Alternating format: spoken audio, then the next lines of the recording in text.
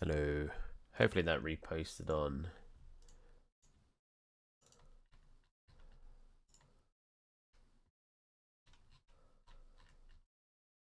That worked? No, it's linking to the wrong one.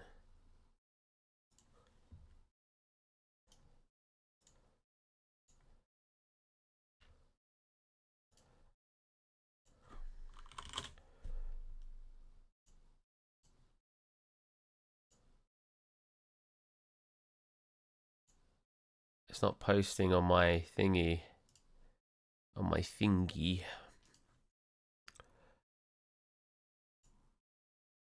Lives.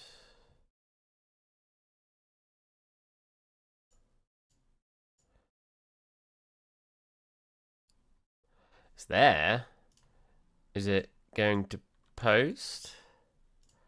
I did start a stream and end it very quickly because I messed up. Thank you, Chris Cameron, for following. What's that? Following would be YouTube. Thank you. Let's just add everyone in. There you go. I feel like these are always like delayed ones from live streams. If not, thank you that name for following.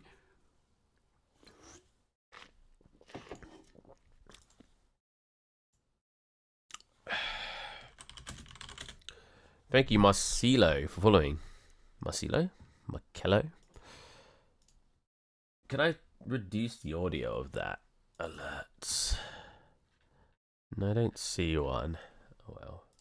Thank you, Lee Madcalf, for following. Madcalf. We're playing Getting Over It because I'm not very well, and for some reason this is the game I want to play. I assume a sinus infection. Like, oh, I am struggling. Oh, there you go. It posted it.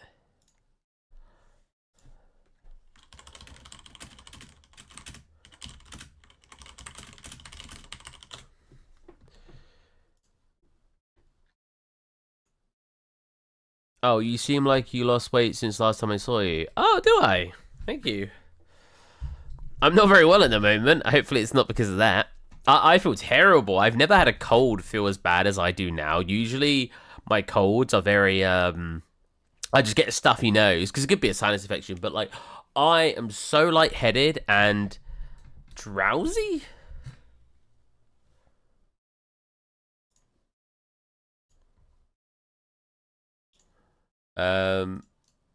Yeah, I feel pretty garbage right now, which is why we're not doing 3D, because I'm not sure I could even think straight to do 3D. Also, I don't know why your message didn't come up in stream. Let me test to see what's coming up now.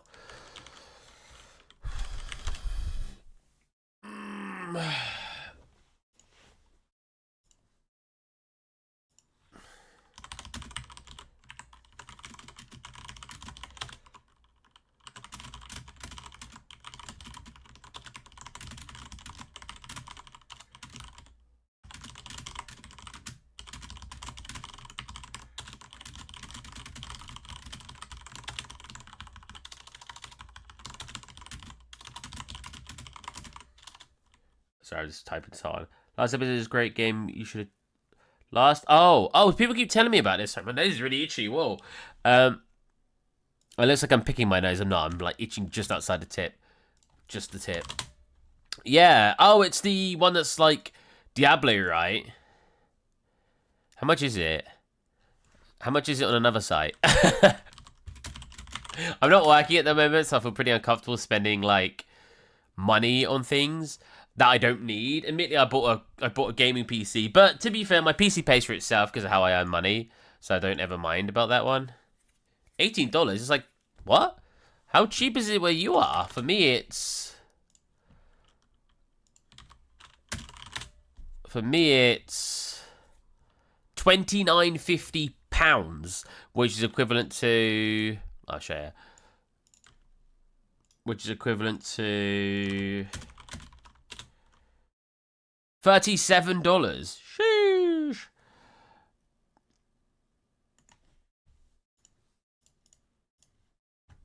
Maybe you're looking at the Ultimate Edition. Oh, wait, was that the Ultimate Edition?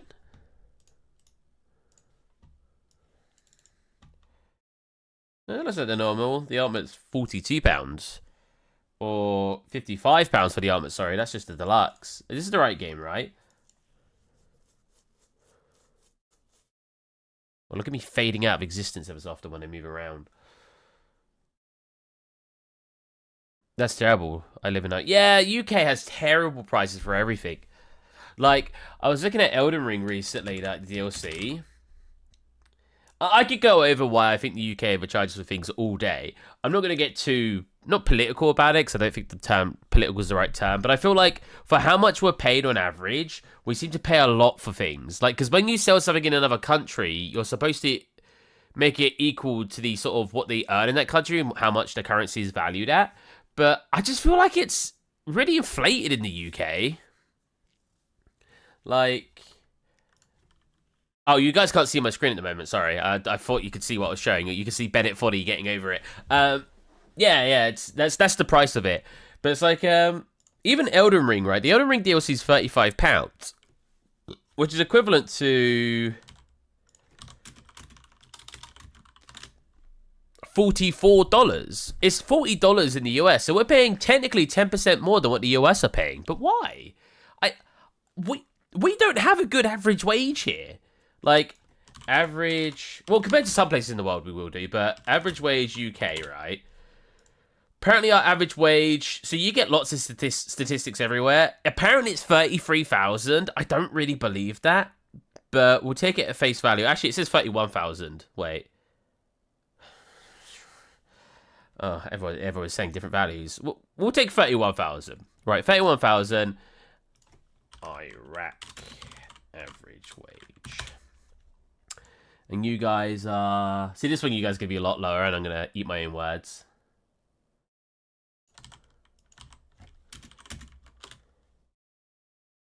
How do I convert it?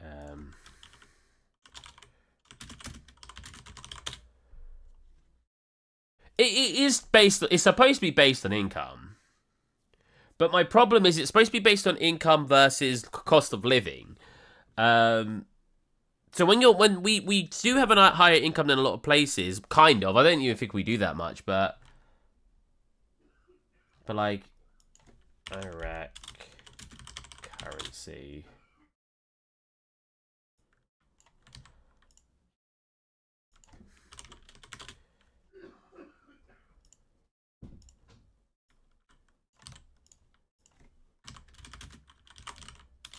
£2. Oh, okay. So your average salary is about half of what we earn. But the problem on top of that is, like, what's the Iraq's cost of living? This is when I find out it's completely fair. We offered 70k once for a job to relocate to Manchester. Do you think that's a good... Yeah!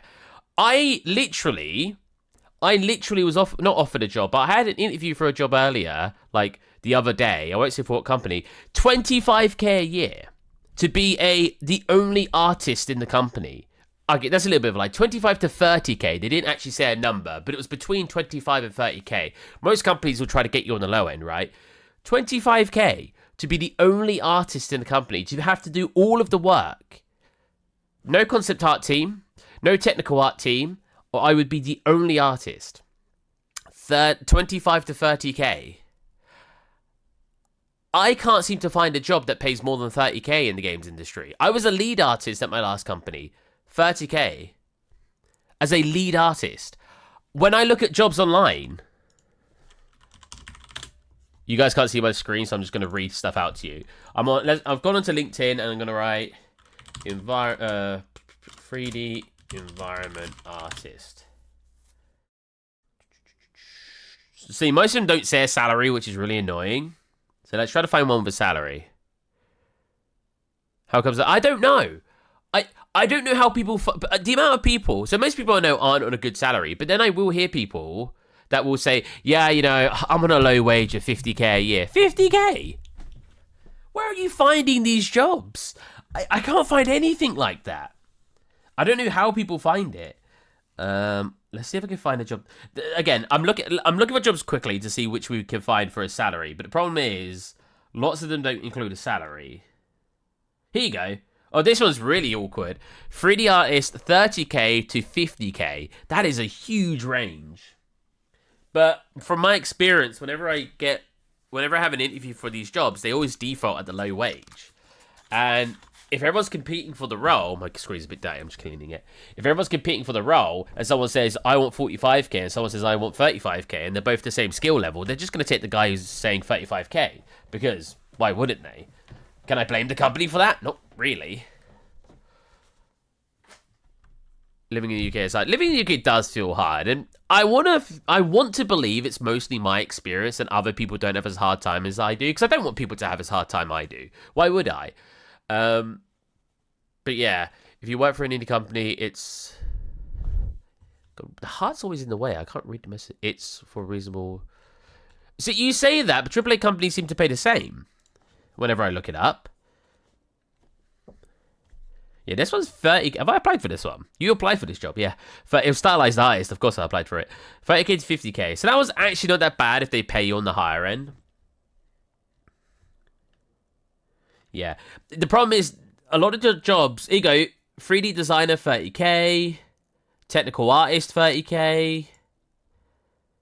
Doesn't say. Again, most of them don't say.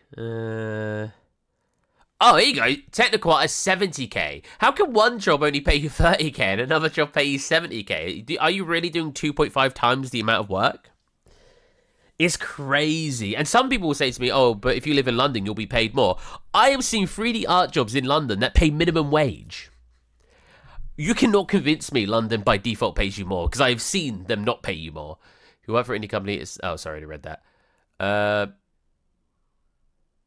Oh, here you go, Daniel. You basically just said what I just said about London. It's not always the case. I've seen London jobs pay minimum wage. So I don't get it. I don't get how people seem to find these really well-paid jobs. Don't get me wrong, I can't find a job full stop. I've been looking for work for now, what? I did go on holiday for a month, but I was still applying for jobs on a holiday for about 5 months now, and I still haven't found a job, not even one that pays very little. No one wants to hire me, as usual. At the end of the day, I'm not like top tier artist, so it's just how it is. But 30k before tax, so I'll only get 22,000 of that, roughly. Let me check. Take home pay calculator.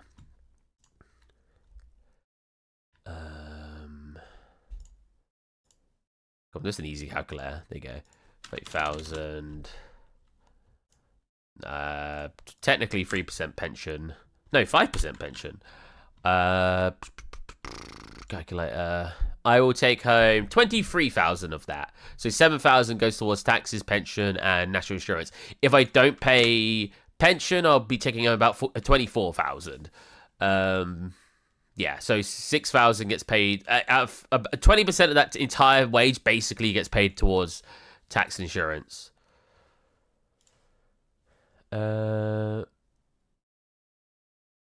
Even if they pay a lot. Oh, right, I get what you mean, Daniel. I get what you mean. Yeah. Because yeah, if they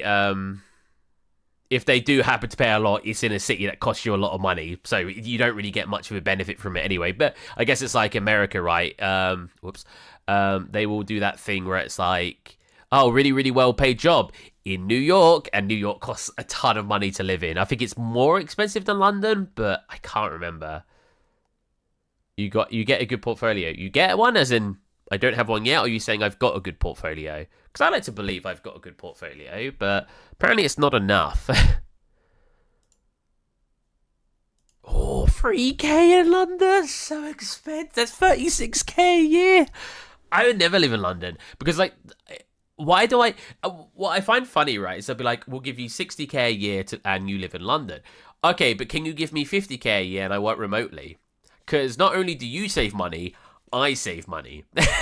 You know what I mean?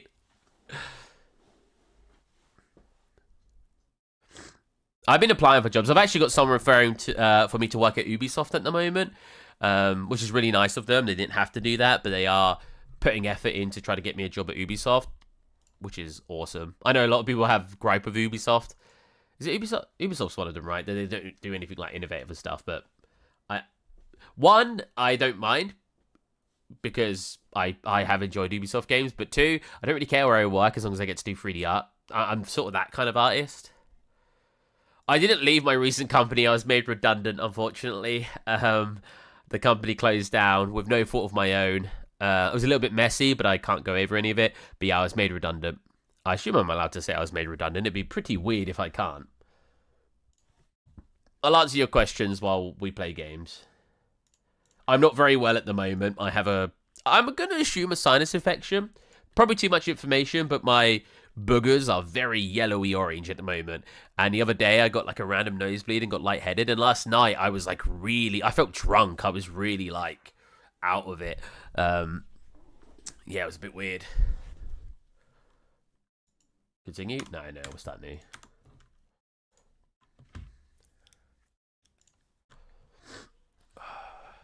My best time, I actually have no idea on this game, but my data got reset, so I have to get a golden cauldron again. Oh wait, let's listen to the guy.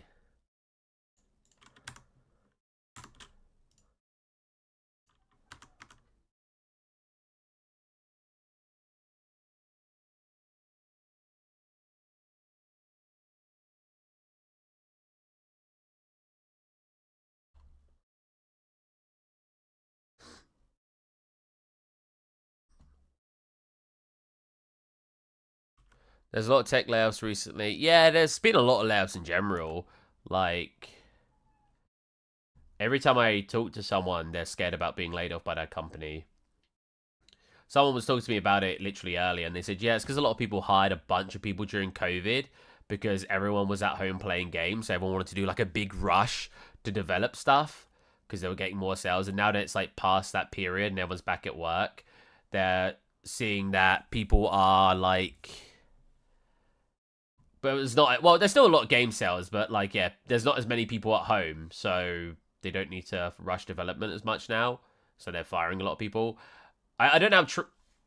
I don't know how true any of that is, but yeah, that sounds about right to me. I feel like that's a pretty true assessment of the situation. And they work in the industry, so that's probably a little bit of a first-hand experience too. Oh,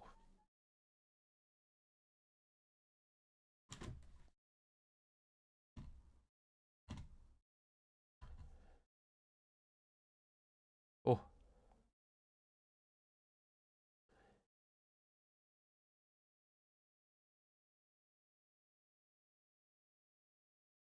ah, swing. Thank you.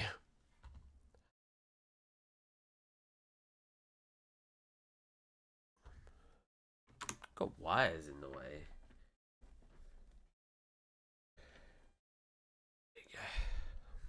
Have you tried applying for jobs outside the UK? I have actually. I had an interview yesterday for a job outside the UK. I don't often because the problem is unless I'm applying for jobs in like America, the wage difference is too high most of the time. Too low, sorry. Like I'll be paid way too little than what I need to live off of because the cost of living in the UK is higher, so you're supposed to get paid more. So unless I'm applying for better places, countries that tend to have a similar cost of living, I would probably just be paid near to nothing. Ah, oh,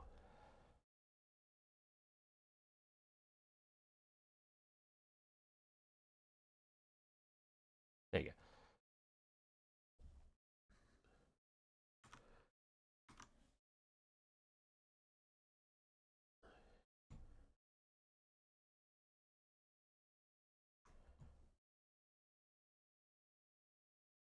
Wow, I'm really slipping on this today. Jesus. Oh, see that? Very slippery today. Uh-oh. All right, we stand.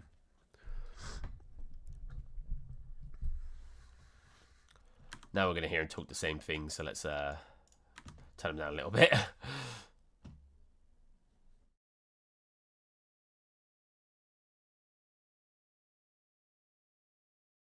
Wow, I turned it down a little bit. He's like, I can't even hear him.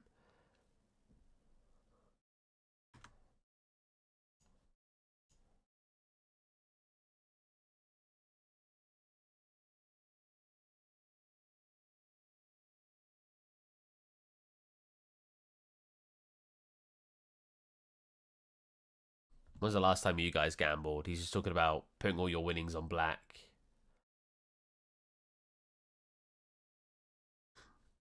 Yeah, I mean, I actually made a Reddit post. I won't link to it. Talking about like jobs recently, just feel like they're asking for a lot. Like I feel like every job I seem to apply for want me to be like 7 different roles, and the amount of people who seem to think that's completely fine. Maybe you guys think it's fine, but I don't want to work somewhere, or I would like to avoid working somewhere where I don't have to be the environment artist, the prop artist, the VFX artist, the particle system artist, the lighting artist, the shader artist, the concept artist, the designer, the level designer, the website, the graphics designer, the website designer. Like every job I seem to apply for recently have like no artists in the company, and they want me to do everything, and I'm just like, man, this is rough. I just want to sit in a cubicle. It sounds really uninspiring of me. I want to sit in a cubicle at a job, be given concept art from the concept art team, and then just make what they send me. That's all I want to do. Oh, hold on a minute. I didn't realize you guys are not the right scale.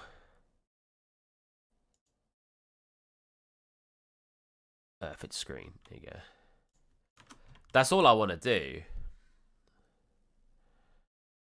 Just that simple job of modeling what people give me concept art, which is funny because I was told that's what working in the industry would be like when I was working university. I was told, yeah, you won't get to actually make your ideas, and I was fine with that. I never had any intent to work in this industry wanting to make my own game. I don't care about making my own game. I want to work in this industry because I like doing 3D art, and I am really struggling on this area today, and that's all I want. I couldn't care less what I'm making. You know what I mean? I just want to do it. I'm getting really unfortunate on that error today. I literally completed this game like 10 times the other day.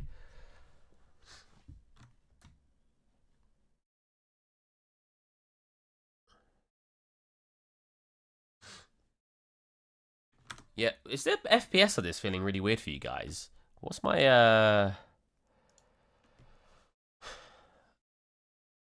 edit.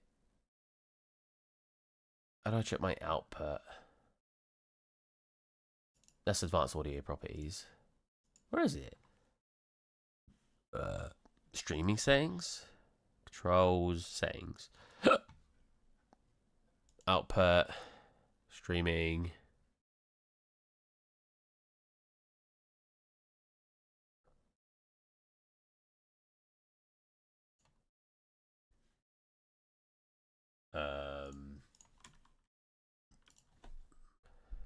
Is it looking low FPS for you guys, or is it just looking at in my preview? Set up FPS, OBS. Go to the settings, drop down. Where?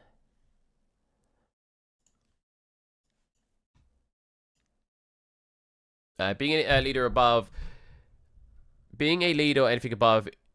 Intimidate. The intermediate, Jesus.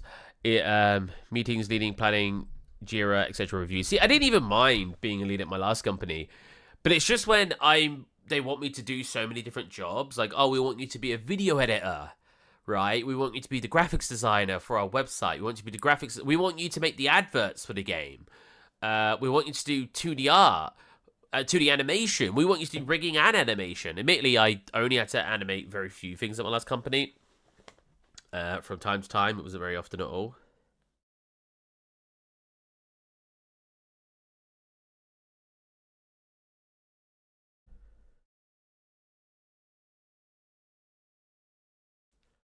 Yeah, and it's just like, I just don't like doing all the jobs, because at least with a lead in a proper company, I can I at least have the benefit of, oh, I have a team of people. If I don't want to do something, oh, I don't want to do the graphics design, I have a graphics design artist right here, I'll get him to do it. I didn't really have that luxury at my last company, but yeah. How to set OBS for low end or bad computers? No, I just want to know how to set the FPS. We run an indie studio. We run an indie studio and we are making profit from working in an early access game, and we are working on a new game as well. Oh, that's cool. You got any jobs? Oh, you just do it in video? OBS. Edit. I probably can't do it while streaming, but it'd be good for next time, because I'd rather stream at 60. Oh, I am streaming at 60. Oh, it doesn't look like 60 when I'm watching it. Everyone does everything. Oh, is it the same in your company? I'm just not capable. I think that's the thing that people seem to think I'm just wanting to be reluctant, because it's like, oh, I don't want to do multiple jobs. I can't do multiple jobs. I'm not very good at graphics design. I'm not very good at concept art. So trying to get me to do them at a company isn't going to do anything for the company. Yeah, it's outside my scope because I shouldn't be doing them anyway, because I signed on to be a 3D artist. But it's more that I can't do those things. If I was capable of doing those things and it didn't bother me that much, then I'd probably just do them. But I never trained to be a concept artist or a graphics designer, and I didn't train to be those things because I was just not very good at it naturally. Like, I tried doing concept art, I tried drawing for like a decade, and I still suck at drawing.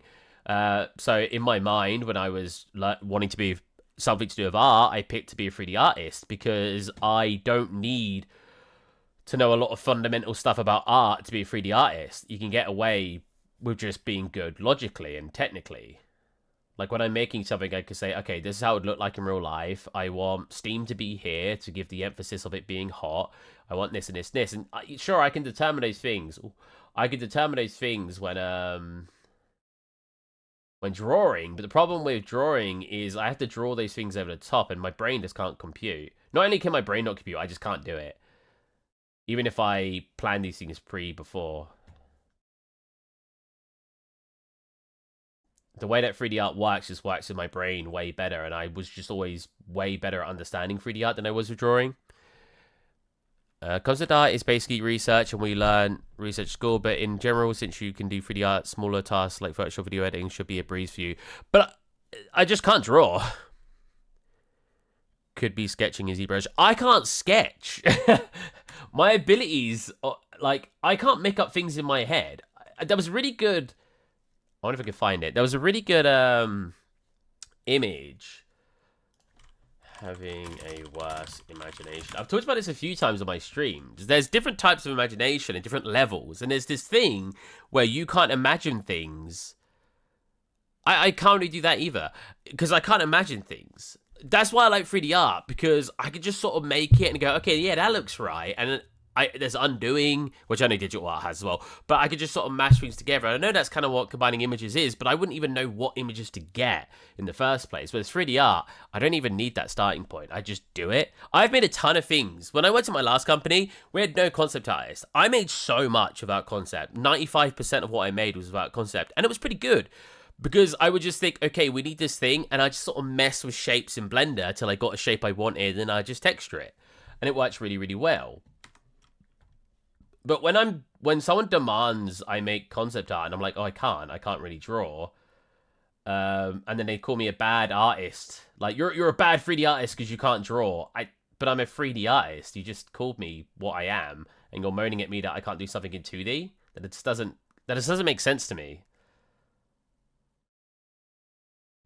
Oh my god. Apparently I can't get past this section today. Can I stop slipping down? Please. Oh my god. No. So this is like considered one of the hardest areas in this game. Because just the way you slip. There you go. Oh, really? Damn. Thank you.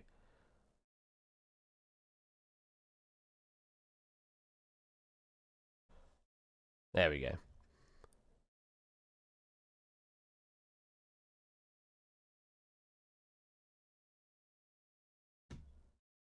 But I'm a firm believer of not really even understanding asking a 3D artist to do concept art, because why does a concept art team exist? Now, I saw a video by someone called Samantha interview a woman that has the inability to picture things. I can't picture things very well. I can picture things. I'm not going to lie and say I can't entirely, but I can't do it very well. Not to the point that other people have described to me. Some people are like, yeah, just imagine a fire hydrant in the middle of a street, but it's a yellow fire hydrant and this, and I'm just like, I could describe it to you, but I can't imagine it. I can imagine very basic shapes, maybe, and a very basic plotting of a kind of where things can be, which is why 3D art measures better for me, because despite not being able to draw it, I can slowly put those pieces in. Because I can say to myself, okay, I want a fire hydrant here, right? Then I can look on Google and say, what does a fire hydrant look like? Okay, cool. Now let's make that and I'll make it stylized. Cool, that looks good. Now let's put that into my scene. Sweet, I have the main point of the scene I was looking for. Now what do we need around this fire hydrant? Where do we want the camera angle? Okay, I'll have the camera angle looking down at a 50-degree angle down onto the fire hydrant. This means the surrounding area I don't need to make too big because it's looking down. So I don't need a whole city. I just need a sidewalk with a road with maybe some small things like some trash on the ground, maybe a what are they called? A sewer thingy, a sewer gate. You know, like a drain gate, a drain. See, this is what happens when I'm not well and I'm trying to think of words. A drain something. A drain. It's just called a drain. A drain next to it, or a little bit further up so the drain doesn't give attention. Because like when you're making something 3D and you want to focus on something, you tend to want to put the stuff that looks cool, but it's not a focus, either further away from the camera or further towards the camera, because then you can use a depth of field to blur them slightly and draw the attention to the actual main part, and in this case, the fire hydrant. I think as much as people hate AI, I think AI is really good when I want to come up with ideas or something. But when I make things, I do look at things. If you look at most things on my art station, it is concepts from other people. Because I like taking concepts and I like making them into things, which again, I was always taught in university would be what you do in the games industry. You'll take someone else's concept and you'll make it into a real scene. I've just not had the privilege of doing that, working anywhere at the moment. And I'd love to have that as a job. Because that's the job I want. But, what was I saying? I was going to say something else. I can't remember. Yeah. So, what I don't understand, right, is people are very comfortable walking up to a 3D artist and saying, oh, can you do some concept art? What do you mean? Well, we want to make this environment, but I want some concept art for it first. Can you make some concept art? And if you say no, you get told you're a bad artist and you shouldn't have got a job here. You're a bad artist. You can't do concept art. Now, answer me this. Would you walk up to a concept artist and ask them to make their drawing 3D? I'm going to answer that for you. No, you wouldn't. If you hired someone as a concept artist, you would not approach them and ask them to make their scene 3D. I just realized my audio is not on. You've not been able to hear the game. So I don't understand why you're fine asking a 3D artist to do concept art, but you're not, but it's considered taboo to ask a concept artist to do 3D. Whoa, why's my mouse sensitivity gone weird? Oh. There you go. That's the word. Yes. Aphantasia. That's what I don't know if it's something you can have or if it's just like the difference between imagination. But yeah, I'm on the lower spectrum of that. I don't have the ability to imagine things with detail. Which, a lot of people don't. I'm not saying that you have to have that to be these things. A lot of animators in the industry, or draw, 2D animators who actually have to draw they're basically concept artists, right? They have to draw every single frame to an animation. They will record themselves doing an action. Like if they wanted to have someone throwing a ball, they'd record themselves in real life holding the ball and then throwing it and then drawing over those frames to get a good animation.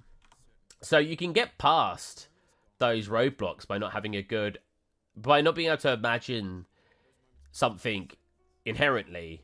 You go find reference and concepts for those things.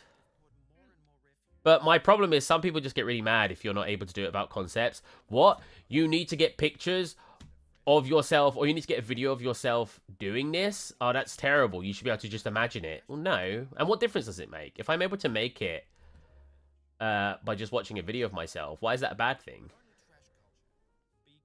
Oh, that was terrible. Ooh. I don't know. My dream job is just, again, sitting in a cubicle, being given concept art, and then making the art, which is what every teacher of mine said that their job was. So it's wild to me that I'm apparently never finding this job that they used to talk about.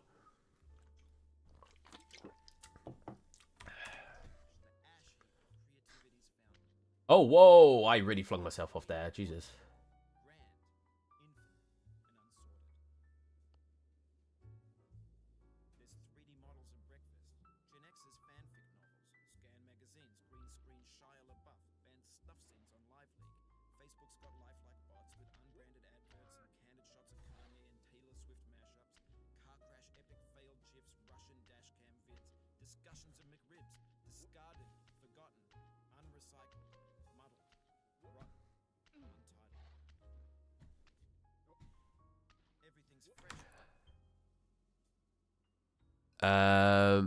You think concept art is managed there? No, I don't necessarily think they're managed it all from their head. They do a ton of research and sometimes draw over things, but eventually, after doing a lot of that and looking at a lot of assets, they can do it. Yeah. I'm completely understand. My problem is like, I can't do that. Like I said, I tried to draw for like a decade, and I still can't draw anything. The skills and the talent just don't really sit with me. It's just like I'm not capable of doing. I can look at something a million times over and still not be able to imagine it in my head.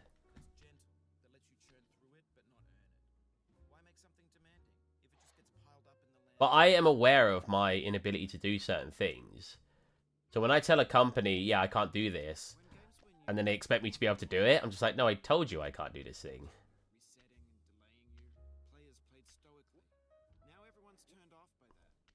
Like I said, I just want a 3D art job. I just want to sit in a company, get given concept art, and make that. That's all I want in my life. But every job I've had to be like the only artist in the company and had to basically do everything.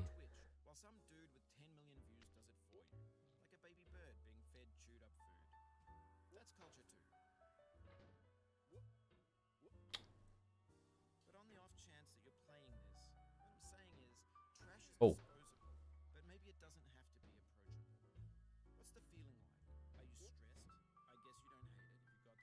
Oh, God. Oh, no, I'm here. Let me... What?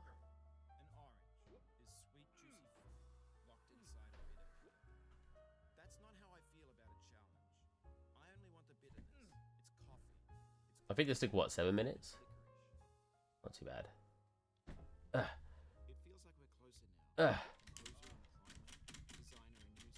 Come on. 7.5 minutes, not too bad. I have ambition, but that is my ambition. My ambition is to sit in a job and make 3D models from other people's concept arts. That's my ambition in life.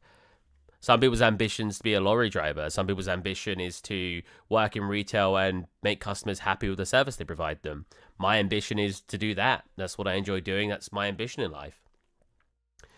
Used to work for Rare, do that, take pictures of myself doing fighting. But yeah, I think that'd be really fun. Honestly, imagine doing that with like a 3D character and you overlay the backdrop of your video of doing something and you then just animate around it. That sounds like pretty fun. Because I could do rigging and animation too.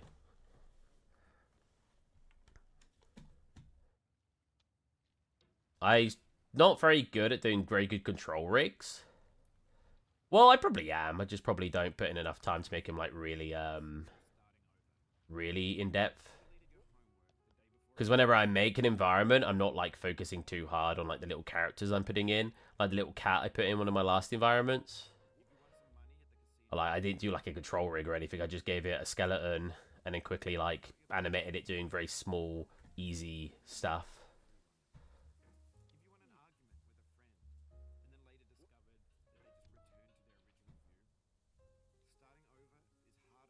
Yeah, in university, I was actually, not only was I told that's not what I would do in the industry, which was do like lots of different things, like being forced to do concept artist as a 3D artist, I was told to avoid doing that. They literally used the term, they used the term jack of all trades but master of none. They told me, I want to clarify, they didn't just tell me to specialize in one area, as in being a 3D modeler. They told me to specify in one area of that area. They said, if you want to be a vehicle artist, just make vehicles. If you want to make guns, just make guns.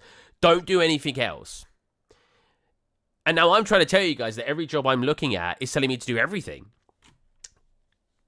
Even though they were telling me to limit myself to just one area in 3D modeling. So it's just such a difference between what I was told in university to what seems to be the reality outside of university. But I'm not sure if that's just what's happened in the last decade with these type of jobs, because stuff like Substance Painter exists and it can speed up your workflow drastically. So now they want people, now they want people to be more multi-purpose.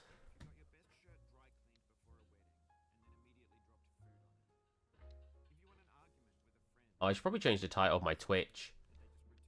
I changed it. I forget that I could change it when I change it on YouTube on OBS. It doesn't change it for everything.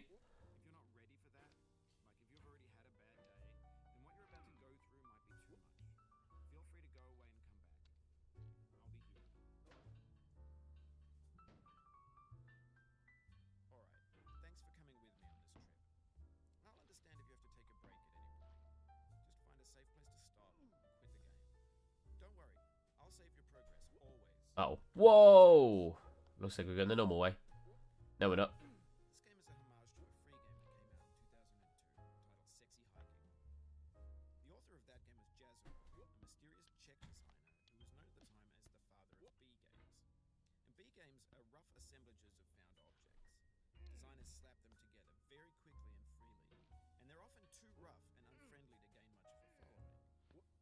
Making rigs is cool, but I prefer to eat glass shards. Jesus.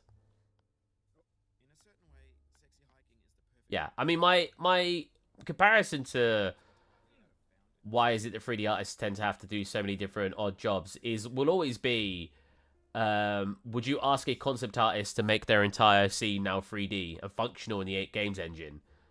You know, oh, I saw that he drew a really cool train track with a really cool ambience. Yeah, can you now make it 3D in the engine? You just wouldn't hear anyone say that to a concept artist. Yet you'd hear people say to a 3D artist, oh, yeah, we don't have concepts right now for the next scene we want to make. It's supposed to be something to do with a train track. Do you want to draw it? And it'd be like, what? You want me to draw a train track? Yeah. I'm a 3D artist. Yeah, but you can draw, right? No. That's what the concept artists are for. Oh, yeah, but they're busy. On what? I'm not blaming the concept artists, I want to clarify. I'm blaming management for trying to get 3D artists to do concepts. At the end of the day, if you're comfortable with doing that, that's fine. I'm just not. When I apply for these jobs, I apply to be a 3D artist, not a concept artist. Because I can't do concept art, as I was saying earlier.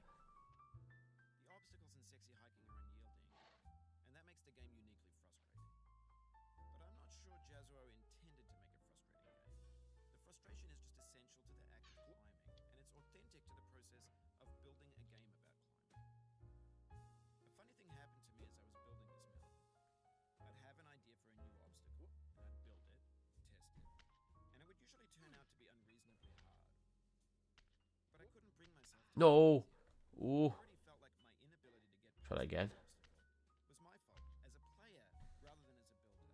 Got it.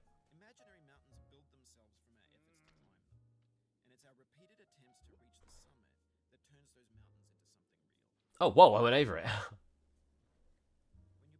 Oh, it's not a very good direction to have. Got it.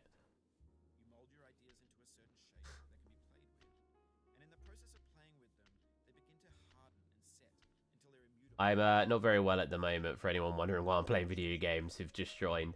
I have a really bad cold or a sinus infection. I'm not sure what it is, but I feel really lightheaded. Like yesterday, it was like, what, 8 o'clock? And I felt like I was drunk. Why am I not? Wow, I'm really not sticking to anything here. Yeah, I felt like I was drunk. I had to go to bed. I was like, I feel terrible. Well, I was doing well until, for some reason, I just didn't stick to anything on this wall.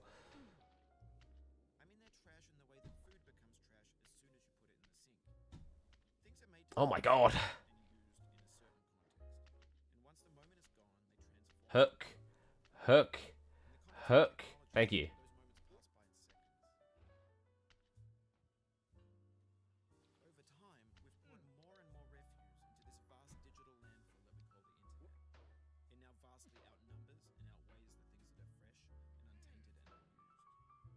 Oh, it always does that. It gets like a little stuck in there.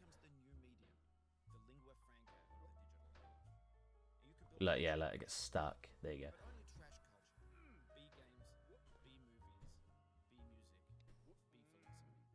Ow.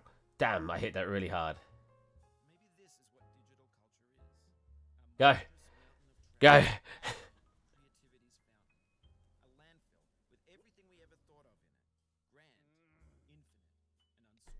Yes, that was a good push.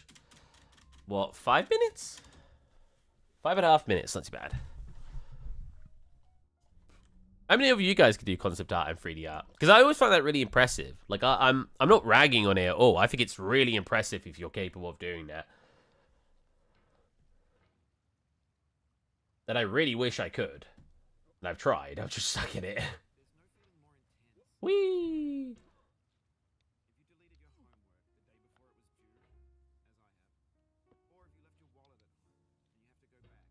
Let's change my title for Twitch and Kick.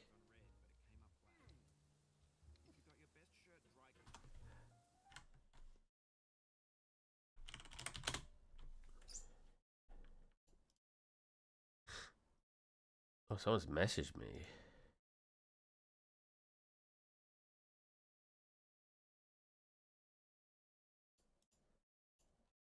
Wait, what? Someone was messaging me and then blocked me. Weird. Edit. Sick artist trying to get over a cold.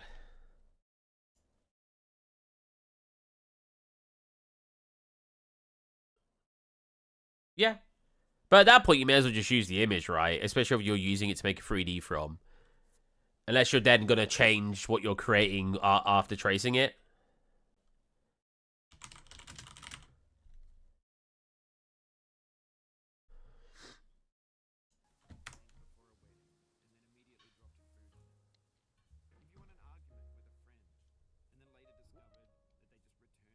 Admittedly, something that happens a lot in companies these days, I found, because I have a lot of, well, I don't have a lot of friends, but I put a lot of friends in the industry days. But the few friends I do have, artists in the industry, always said that they, some of them will say that they barely get time, they barely even get to 3D model anymore. They just, they get given kits and then they just got a kit bash, because it obviously saves quite a lot of time.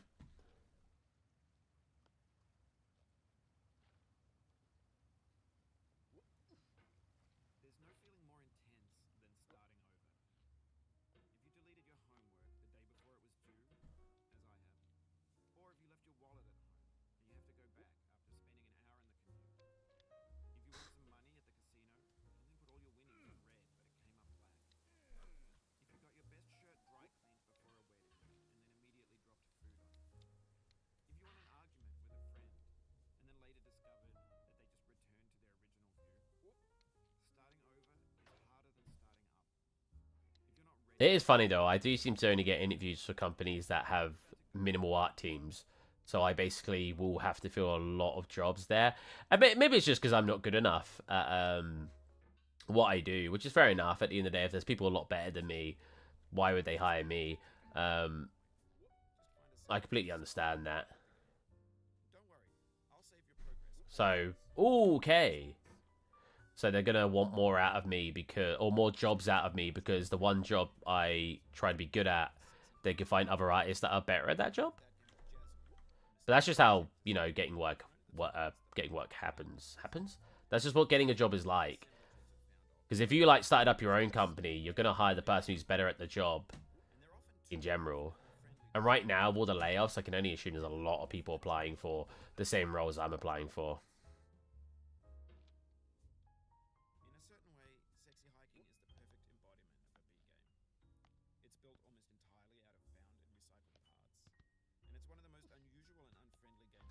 I like how he talks about basically. He basically, if you're not hearing what he's saying in the background, he's basically talking about how good another game is. He's comparing it to his game here, called Sexy Hiking, which I've never played. Maybe I should.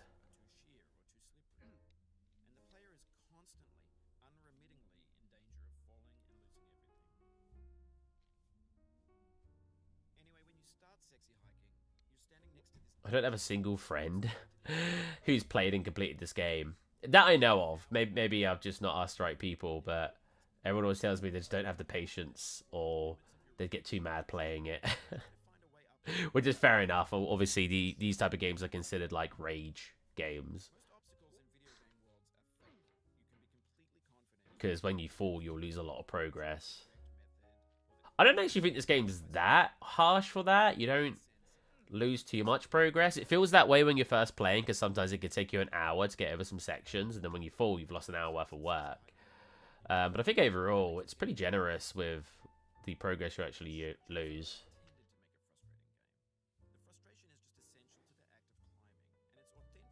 No! Why didn't my... No, why didn't my... hammer? Why didn't my sledgehammer extend further?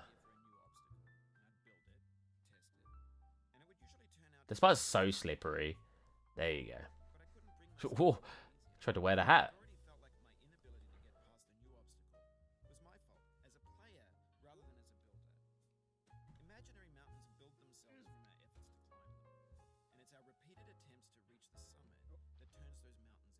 Whoa! I went a little bit further than I was expecting there.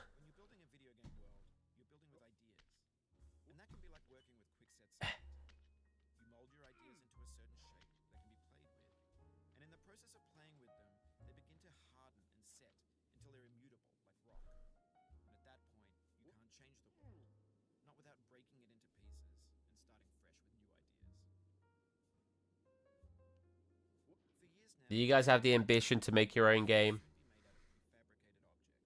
I had one idea for a game a very long time ago, which was like a reverse dungeon clearing game. Oh, bugger.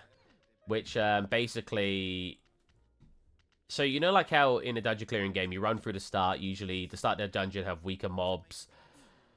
As you progress through, you fight harder and harder mobs until you get to like the dungeon boss. I'd like to make a game. I always wanted to make a game where you started off as the weakest mob in the dungeon, and you were fighting back the heroes who were clearing the dungeon.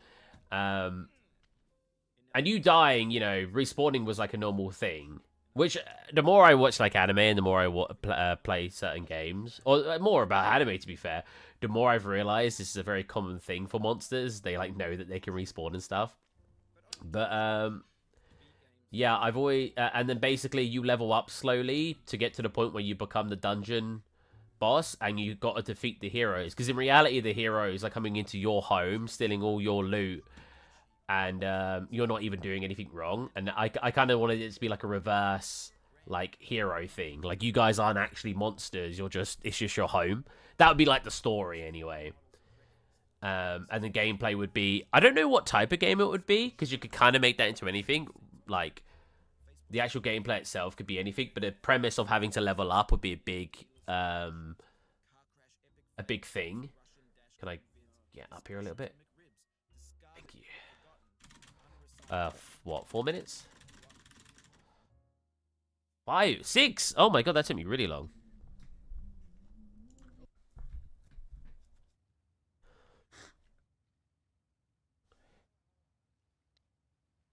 Yeah, I don't particularly have ideas when it comes to making my own game. Which I'm kind of glad about, because the amount of people... I've had programmers come to me asking me to make games. And I don't really offer help with them anymore. I always say to them, oh, I'll help you when you've got... when you've actually got something. Or if they're paying me. But most of the time, it's just like friends. Like, yeah, I'll help you out when you've actually got, like, some fundamentals. Because most people I try to make a game with... give up pretty quickly.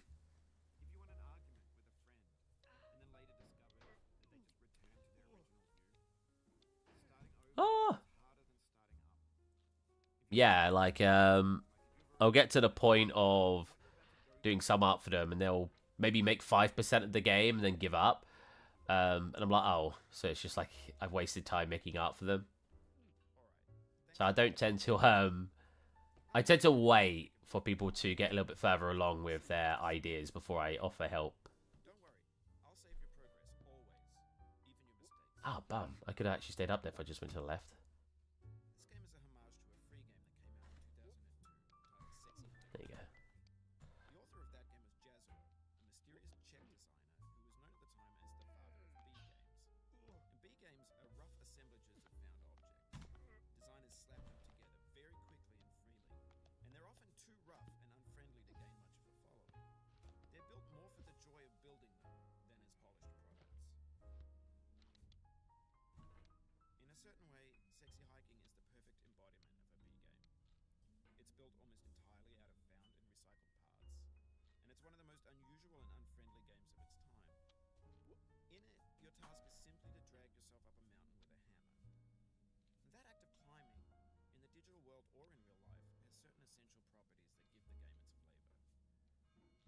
Oh no.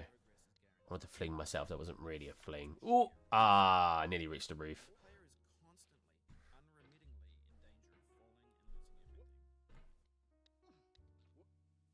Anyway, when you start sexy hiking, you're standing next to this dead tree that blocks the way to the entire rest of the game. It might take you an hour to get over that tree. A lot of people never got past it. If you guys want to see me play another game that I own in my library, hit me up. I'm just playing this because I couldn't think of anything else to play.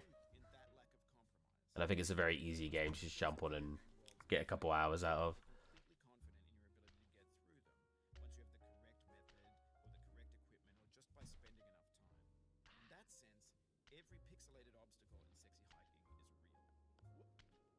Ah, bugger. The obstacles in sexy hiking are unyielding, and that makes the game uniquely frustrating. But I'm not sure Jazzuo intended to make a frustrating game. The frustration is just essential to the act of climbing, and it's authentic to the process of building a game about climbing. It's fitting. To me as I was building this game, I'd have an idea for a new obstacle, and I'd build it. Oh, okay. And it would usually turn out to be unreasonably hard. But I couldn't bring myself to make it easier. It already felt like my inability to get past the new obstacle Ah. was my fault, as a player rather than as a builder. Imaginary mountains build themselves from our efforts to climb them, and it's our repeated attempts to reach the summit that turns those mountains into something real. When you're building a video game world, you're building with ideas. Gonna smack into that one, yep. Ouch. Mold your ideas into a certain shape that can be Come on. and in the process of playing with them, they begin to harden and set until they're immutable, like rock. And at that point, Oh no. I was really good time until I bounced off into the oblivion of space. Come on. There's one. for years now, people have been predicting that games would soon be made out of prefabricated objects, bought in a store and assembled into a world. Go. But that hasn't happened. Because Ooh, 4 minutes and 20 seconds. Not bad, not bad. You know, talking about 3D art, I always it was actually a post someone made on Twitter that I was reading, and it was basically about like trying not to spend your time learning things that aren't necessary at the moment due to software enhancements. And I think a really good example of this is if you want to be like a foliage artist and you spend like a very long time learning to make trees, but the issue is something like speed tree exists. So either you have to be very, very good that you're better than speed tree, or you could just use speed tree. And it is one of those things where it's like it's really hard to tell what's worth learning today and what's not, what's going to increase your chances of getting a job and enhancing yourself as an artist, and what's going to stunt your time. Because at the end of the day, if we had unlimited time, we could learn everything. But we don't, so we have to pick our battles of what we want to learn. So like I have never I know how to make trees a little bit. I have taken some time to learn tree making because I make stylized trees at times, so it's a little bit different than using speed tree. But if I wanted to make a realistic tree, I would just go and buy speed tree. And some people would consider that cheating, but I wouldn't necessarily advertise my work being like, look, I can make trees. I'll advertise it as, look at my environment. So that's the first example I can think of. You guys probably have better examples than just speed tree. But yeah, that's the first thing I can think of is using speed tree versus learning actually how to make trees. Especially if you're starting off. I feel like learning stuff like that is fine if you're already quite far ahead in other disciplines. Like if you're already really good at 3D modeling and really good at texturing, and you're like, oh, you know what? I want to also learn how to make trees, right? I think that's more than fine. But if you don't even know how to 3D model and you just want to go, bam, I want to learn to make trees, and I'm sitting there like, well, I have speed tree. Would I pay you over speed tree? It becomes a very difficult question. Obviously, not everyone who wants to be a 3D artist wants to do it as a job, but I'm talking about the times where they do want it as a job. So I find that a very weird topic because I find it like hard to determine when you should and shouldn't. Jesus Christ, when you should or shouldn't learn something. Because again, you should. If you have the time, you can learn everything. There's no downside to learning something, but or almost no downside to learning something. I guess ignorance is bliss in certain scenarios. Name of Jazwa, a mysterious Czech designer who was known at the time as the father of B games. In B games, a rough You know what I regret learning? ActionScript 2. I could probably still load up Flash MX and program you a very simple game with ActionScript 2. Flash doesn't even exist anymore. Or it's not supported anymore. That is some knowledge that, or time spent learning something that's never going to have value. But I had a lot of fun doing it, so the value was having fun. No! How did that fling me the way it did? Oh my god. Ah.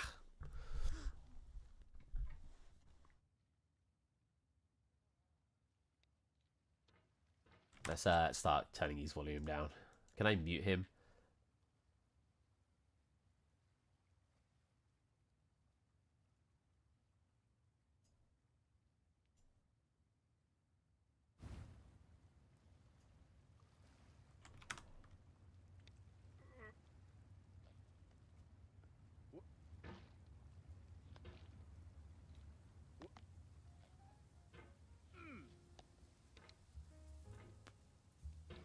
Something I want to get more into is learning trim sheets. I used them actually for my last scene.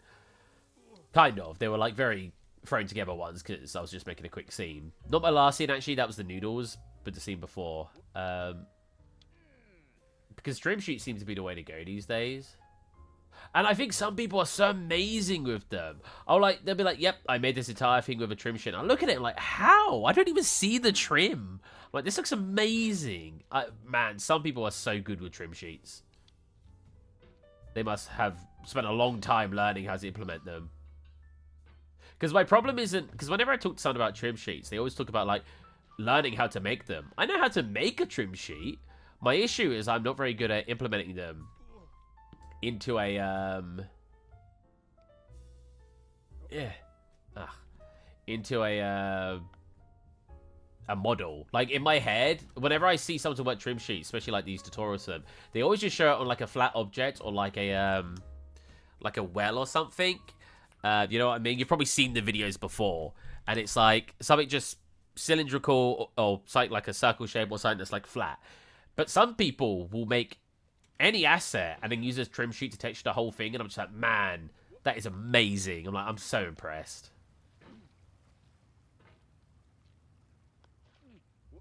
You know what? I've used the trim sheet to texture, but it's like being a gradient trim sheet, like, and solid colors. So probably a little bit cheating, or not cheating, but like really basic. So it doesn't really count.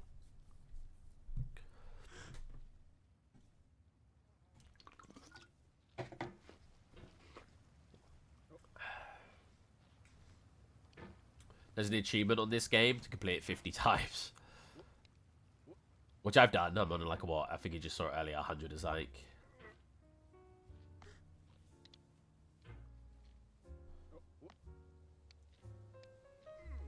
It's amazing how games... I guess this is like a... for anything, even talk about 3D art. It's amazing how... Like, I'm playing this. When I first played this, my mate watched me complete it for the first time. I think it took me 2 hours. This took me 2 hours to complete the very first time. And everything felt really difficult to climb over, and it all took very long. And it's amazing how just through practice, like, there's no new techniques I'm using. There's nothing, except from, I guess, techniques I've developed myself playing. There's no, I'm not using any cheats. I'm not using any system to make myself better. I've just played it enough that it feels easier. And it's crazy to me that, like, when I first played it, it felt significantly harder. And I was struggling to... Like, getting up here, for example, that skip... It's called the slide skip, I think. I couldn't do. I took a very long time getting good at that. And now... I could do it pretty good. And it's the same in, like, any field. Like, in 3D art, right? Years ago, you'd show me a 3D model and go, model this. And I might go, no, I can't. That's too difficult. Uh-oh. Uh-oh. Uh-oh. What the? What the? Come on. Get out. What? Oh, my poor time. Oh my god, I restarted. Anyways, I'm getting better at the game. No, but you know what I mean? Like, it's crazy that, like, you naturally get better at stuff to the point where you look back on what you used to be, and you're just like, wow, this has become second nature, and I don't even consider it difficult these days. 3D art will always be its own beast, and I will always find certain things more difficult than others. But in general, it's the same way. Like, I think today I could probably like, if you gave me any image and enough time, I could model anything.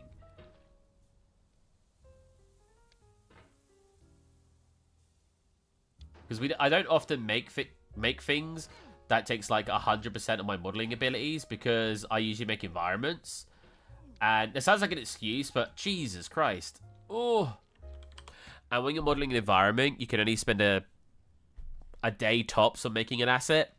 Because if your environment requires 100 assets, and you're spending a day per asset, that's 100 days worth of work. And if you need that environment done in like a month, you just can't spend that much time on it. So as an environment artist, my teachers used to call it an environment prop artist, which is basically someone who makes props for an environment, because they are not a different league. They're like a different job than just calling yourself a prop artist, because prop artists tend to work really, like, they'll spend like a week working on one prop and it will look amazing, but it'll be like a really important prop, like a vehicle or something, right? Whereas I have a vehicle in my farm scene, and that probably took me, what, a day? Like, because it was part of an environment, I don't even have an interior for it. So there was a lot of shortcuts. I can't get up this freaking place now. There was a lot of shortcuts taken to speed up how quickly I could make the thing.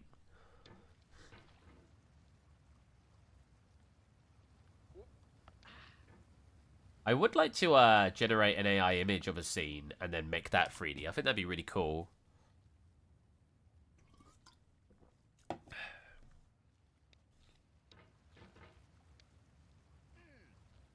What? You slipped out of it. That was weird.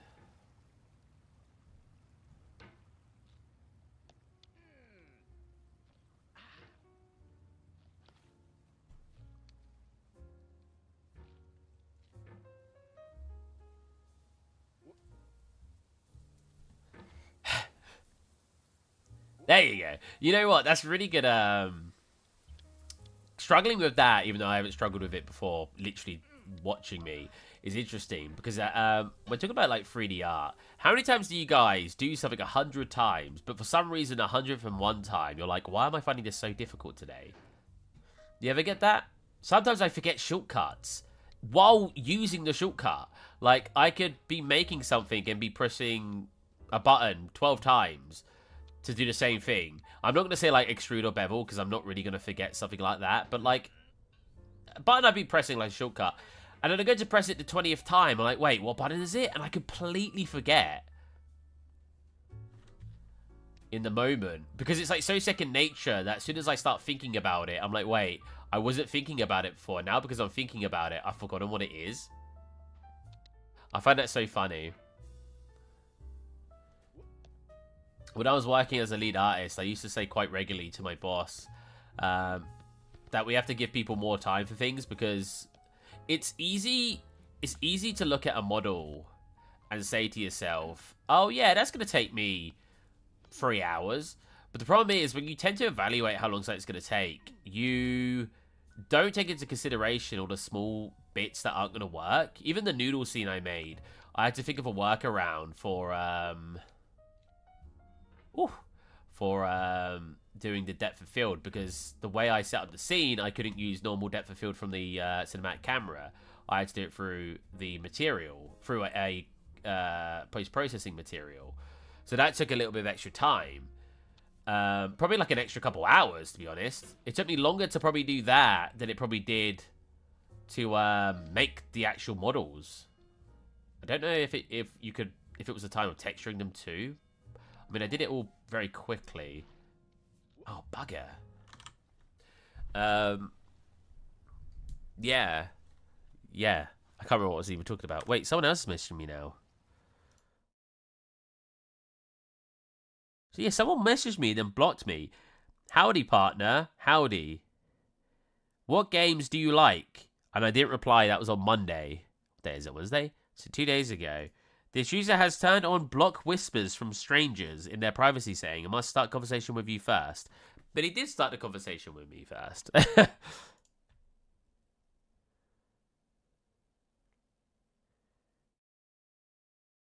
Aww. Wow, that's so nice. Someone messaged me saying that they love my what I do. I truly enjoy your stuff and think it's worth mentioning that I'd love for you to keep performing the live broadcast. That's so nice. Thank you. I'm not doing anything productive today because I have the flu or a sinus infection. Not flu, cold. Or a sinus infection. I can't tell what it is. Have you guys ever had that? I've never been this bad from a cold before. I know I probably don't look that bad. I don't know if you can hear that my nose is kind of blocked. But yeah, like I'm like my head, like yesterday. So Saturday, Sunday. Wait, no, it couldn't be Sunday. It's Wednesday. It must be Saturday or Monday. I got a nosebleed, which I never get, and then my head felt like dizzy. And ever since, I've just sort of had a cold or a sinus infection, and I was struggling like to stay awake yesterday. Like my sleep wasn't that bad, but it got to like 8 p.m.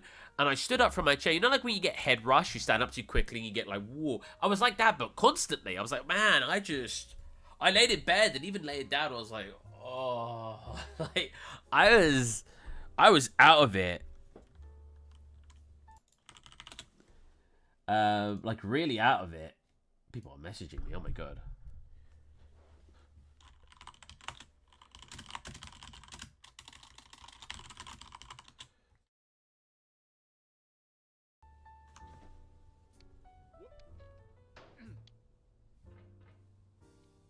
I wonder when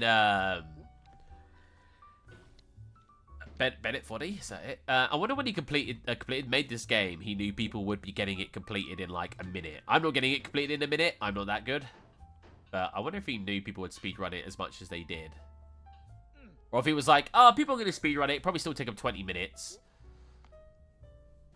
You know what? That's going to pivot to my next topic. For those of you who've played Elden Ring, how long did most of you take to complete the game plus like the side stuff you did? Because I was looking at the DLC cost recently, which is 35. There you go. Which is £35, which is a lot in my opinion. But it might, at the end of the day, if the game has a lot of content in it, that's pretty worth it, right? Because I can't remember how much Monster Hunter Iceborne was, but that had a lot of stuff in it. It even gave a whole new move on all the Jesus Christ, on all of the pre-existing weapons. But Elden Ring's DLC is like £35, and I was thinking like, how long does it take? Because my friend was like, yeah, they're saying it's 50 hours worth of content, and I was like, how can they estimate how long it is? Because the problem with FromSoft games is, for example, this same friend, I think he said it took him 200 hours to complete the game plus the side content he did. It took me about 35 hours, and I didn't leave that much stuff out, and I didn't feel like I was rushing the game. In fact, I got stuck on a couple of bosses, but when I got stuck on the bosses, I just moved on to a new area. I didn't like sit there for 5 hours fighting the same boss. If I died to a boss like 5 times, I just went, oh, there's other areas to explore. I'm just going to go there. But yeah, how long did it take you guys?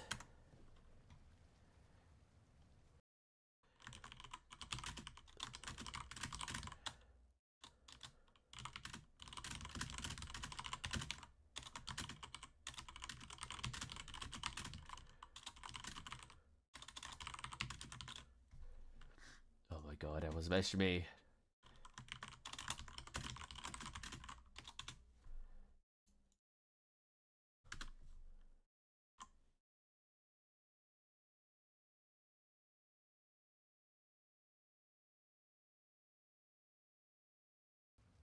Oh, you know, that's a good... Someone just messaged me about... So, something I mentioned to somebody is, like, I always find it really weird when people tell me to just wing things.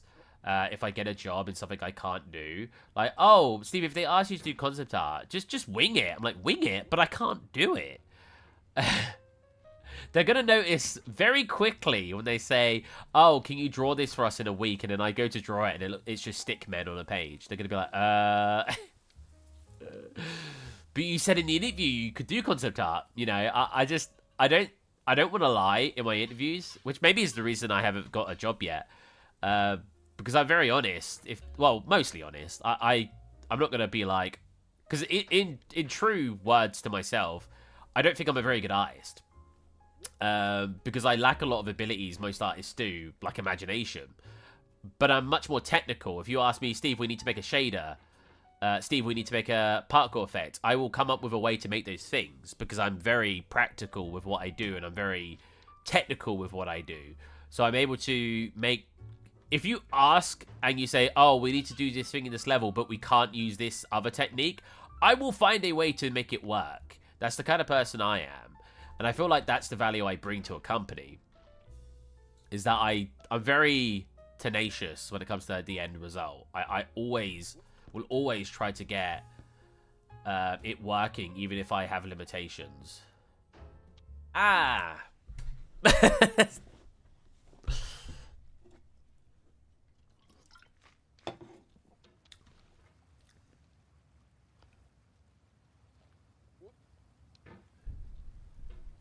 Have you considered leaving the UK? I have, but it's very difficult, obviously. Like, I've only very recently got a passport. Let me read the rest of your sentence. Ooh.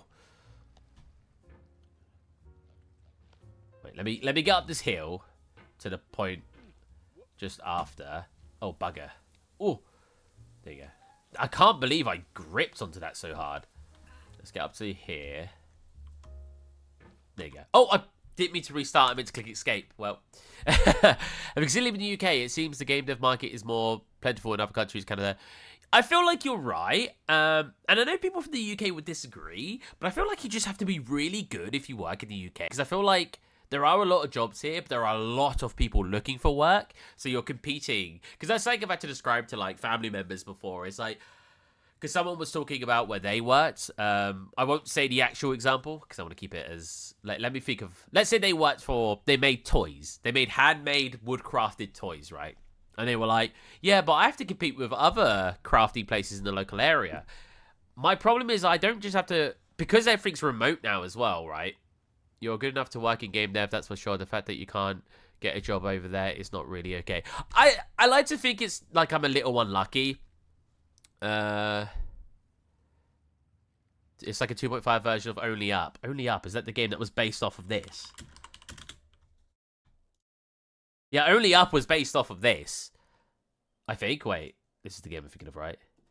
Yeah. Only Up was was based on Fodian games. It was inspired by them, and this is like the Fodian game. You should play out Hot Rude. It's actually really fun. Yeah, I feel like I've just been unlucky. I don't want to speak for everybody. I don't want to speak for everybody when I say about how much trouble I have and the experiences I had. I'm just stating my experience, and I'm not trying to say it works like that for everybody. And I like to believe I'm just unlucky. I don't want to believe everyone else has the exact same experiences than I do. I mean, I've at least been getting interviews lately. As sad as it sounds to maybe some people, I've been super excited that I've even been getting interviews. For how many years after university? How long did I work at my company? It would be, if I worked at my company still, it would have been about 3 years. I'm 29, 26. I finished university about 22. So for about 4 years, coming up to 5 years, I applied for maybe 300 plus jobs. And I didn't have a single interview. Not one. In the 3D art field, that is. I applied for retail work as well that I did get. I worked at different retail places in that time. Because unfortunately, I can't live a free life and I had to work retail work and warehouse work in call centers. But yeah, I applied for maybe 300 jobs and I didn't get a single interview. So the fact that I'm even getting interviews now is very exciting for me. I'm very happy that at the very least, my portfolio is enough to get an interview. And I know to some people that's pretty sad because some people would say, "What? That's the part you're excited about?" Yeah.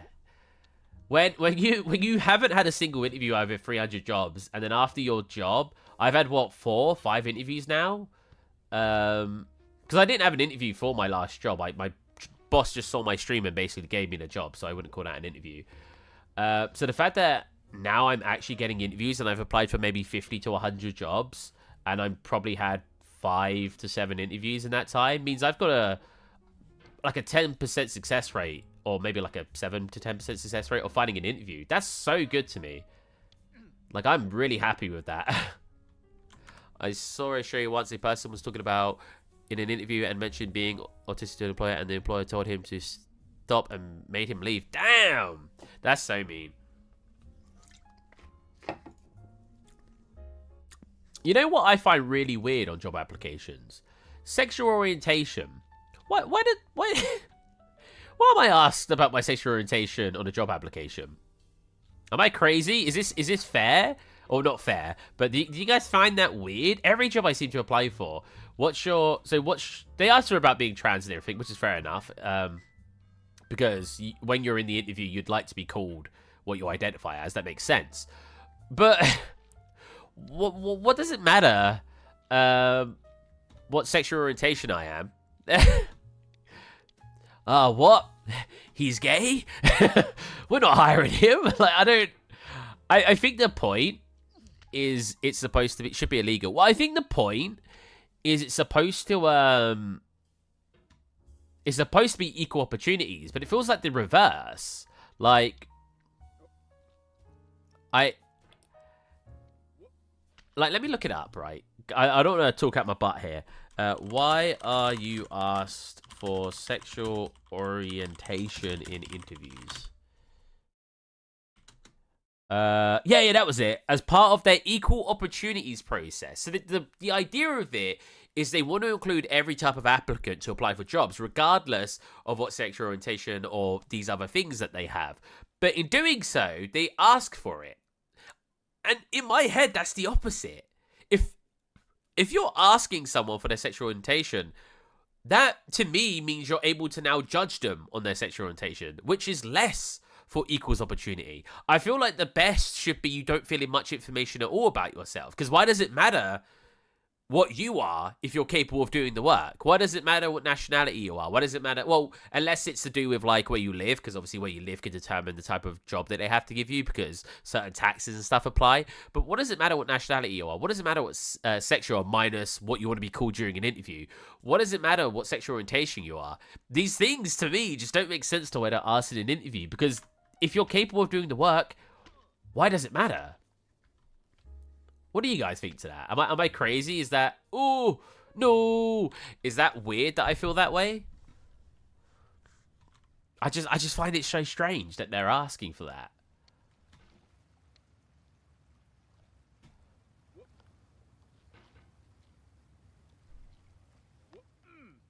I mean, I know Dangle said it should be illegal.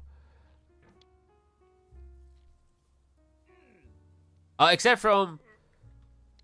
If Lizzie notices on any type of form, feel like it leads to stereotype. Exactly. I will say I understand it if they want religion, because some religions require you to have certain days off and stuff. That one makes sense. So they know they basically have to use that. They have to have certain days off or cater to that person for their religious purposes. I can see that. That makes sense. That's a good thing, you know, being able to cater towards someone's religion.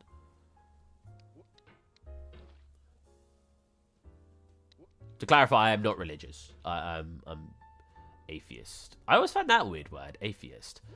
Because, have you guys noticed, I don't know about you guys, but when you fill in a form and it talks about religion, there's usually there's two. Sometimes you'll get atheist and non-religious. What's the difference?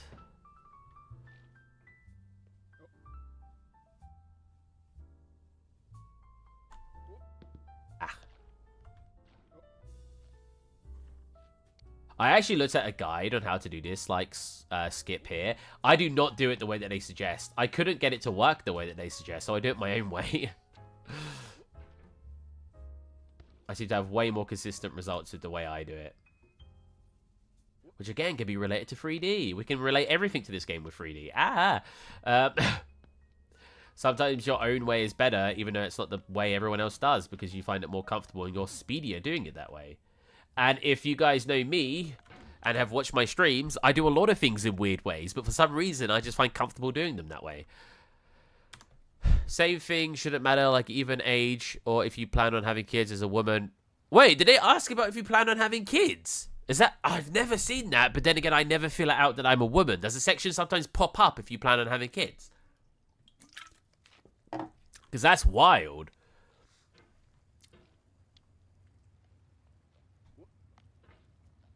It's just weird, right? Like, if you're capable of doing the work, why does it matter? I'm pretty sure they claim they don't look at those sections. Like, those... Well, the thing is, right, people are very... Well, not people. Some people are very naive when it comes to jobs. They seem to think you're not going to be judged on certain things, right? Like, some jobs... Alludes to a person who preached something, in this case, the lack of gods. I believe the suffix "ist" alludes to person who preaches something in this. Oh, okay. So an atheist is like basically someone who believes in no god, whereas non-religious is kind of like disconnected from all of it entirely. Is that sort of the way it works? I guess I'm more non-religious then. I always find it funny when people are like, I don't believe in God, but you know, if there is one, there is one. And I'm like, it's like they can't make a choice whether or not they believe in God or not. Which is fair enough. You're allowed to believe in what if you want. It's not, I'm not necessarily judging them. I just find it a little funny. I'm just like, eh. If one does exist, cool. I don't believe in one.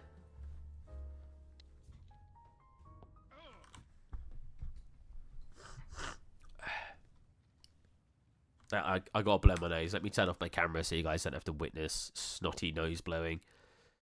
Webcam. I'll mute the microphone too, so you don't have to hear nose blowing.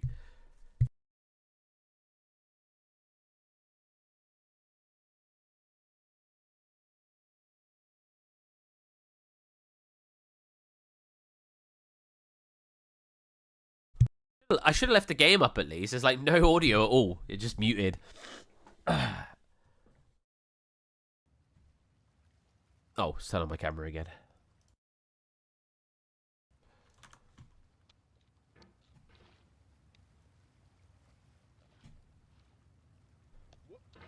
You know what though? Working the job that I did, I am pretty much capable of making my own entire game now.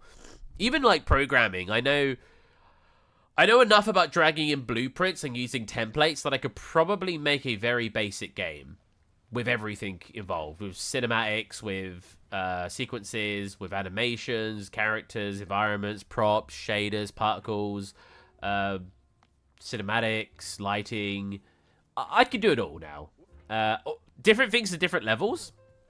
I feel like my lighting skills have gotten better. Whenever I look at concepts, I tend to be pretty good now at replicating the concept's lighting conditions. So that's cool that I've developed more in that way.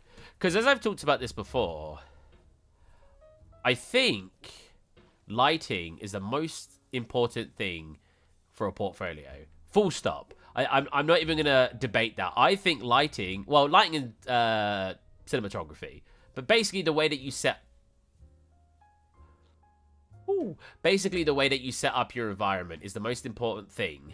Or the way you take your pictures. Because you can make the best looking props. And I kind of want to show this. I tend to show one of my old friends. I will try to hide him. And the reason I show his work off is because I think he's really, really good at what he does. Yeah. Yeah. I think he's really, really good at what he does, but what's the difference between the flip-flop and the multi-gate node? I can't remember. When I say I learnt blueprints, what I mean is I learnt how to drag them in and get them working from a, like, without actually really editing them myself. I wish I could tell you a little bit more information. Yeah. Well, it's like if you start up a project, right, you could just click the template you want, right? That's what I mean. I'm able to click the template I want and then replace the character with my character and use the Unreal skeleton to rig my character so I don't have to make a new skeleton, stuff like that. I want to show my friend's work off without showing his face, so... I have an idea. My lips are super dry at the moment. I need some chapstick or some lip balm. I don't know what the English term is because I tend to use American terms as well as English terms. You know what one I like? So water is how you pronounce it in English, or water, because we don't pronounce our T's. But in America, I think it was water. Water instead of water, which I find interesting. And it makes sense to why people always make fun of British people for saying it differently, because they say water or water instead of water. I mean, to be fair, American listening to me right now will probably say, we don't say it like that, because I'm still saying it with a British accent, but you know what I mean. Right, let's see if I can get this working. T sounds like D. What, in the UK, or do you mean in America? Because we lose T's quite often, right? Like if you said a cartoon, you'd say, a lot of people say cartoon, or tattoo will be tattoo. Oh, I got a tattoo the other day. But funnily enough, I've heard Americans think we leave T out of everything, so they'd be like at-oo. I'm like, no, we don't. If it's the start of a word, we don't usually leave it out. H we sometimes do, so instead of house, we'd say ouse. British people losing T's. Typical. Yeah, it's all in the harbour, innit? In America, sounds like D. Yeah. Well, America, I find it really interesting, because I always say that their A's sound like they're adding an R afterwards. And an example would be like pasta. So we say pasta. P-A-S-T-A. Pasta. Where they will say pasta. And to me, that sounds like they're adding an R after the A. Pasta. But whenever I mention that to an American, they're like, no, that doesn't sound like that at all. Or, well, they agree that I'm saying it in the way that they say it, but they say that doesn't sound like there's an R there. I'm like, really? Because pa sounds like P-A-R, pasta. And when something's pa, that means you're par in like golf. This is not all me making fun of the American language. I want to clarify. I just find it interesting we say things differently. I think there's tons of words we say weird and tons of words Americans say weird. Okay, so I want to block a part of the screen off. As you can see by this big black square. Can I stretch it? I can. So we're going to hide a part of my friend's name because I don't want to show off... I don't want to throw him under the bus. Okay, so let's add screen and turn off game. Here we go. Okay, so my friend... I think he's a very good artist, and he's not done art for a while now because he couldn't find work, just like a lot of my friends, unfortunately. But how far in can I have this? Up to here. Ooh, I just realized you can almost see. You can almost see the top, like the tabs that his name's in there. So we're gonna, oh, God's sake. This is so janky, I love it. Does he have a black square gone? Oh, it went to the top. Of course it did. Can I really not stretch it anymore?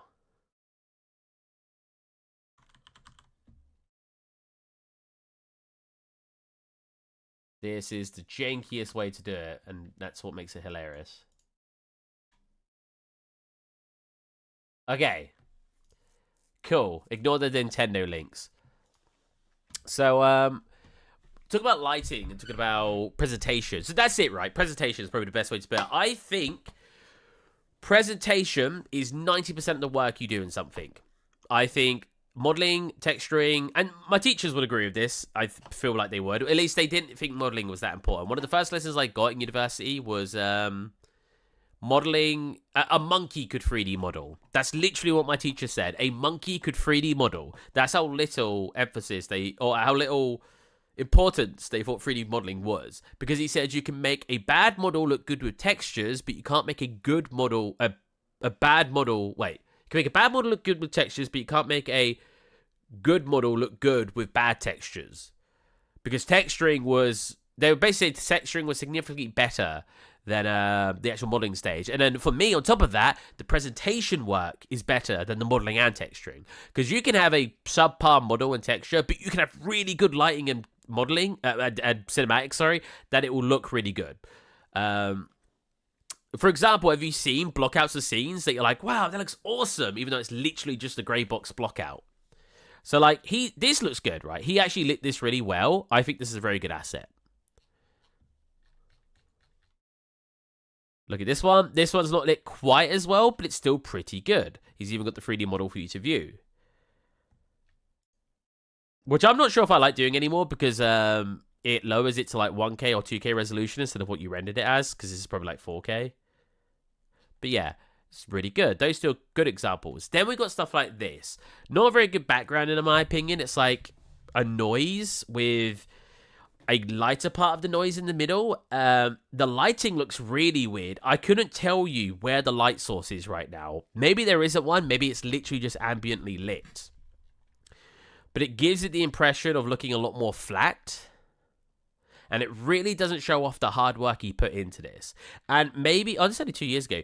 I feel like when people look at work, you get a lot of people who look at your work and they don't even work in the art section of the company. They just work in like the let me put on lo-fi again. Did I turn it off? I did. Hold on a minute. Oh, I was looking at the cost of living. What else is behind here? Let me okay, nothing weird. Let me for modeling.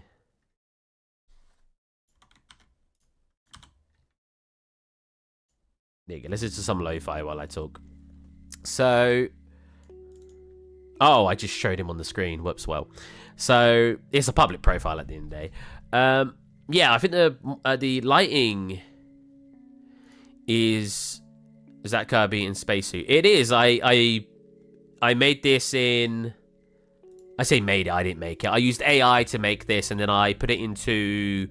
It took a while, actually. I had to Photoshop some areas. His eyes kept coming out green, and he had a different mouth, so I Photoshopped some of that area to look how I wanted it.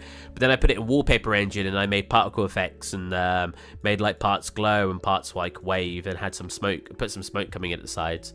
So, yeah, that was... Technically, you won't find this background anywhere else, because it was AI-generated, plus me editing it to work in Wallpaper Engine.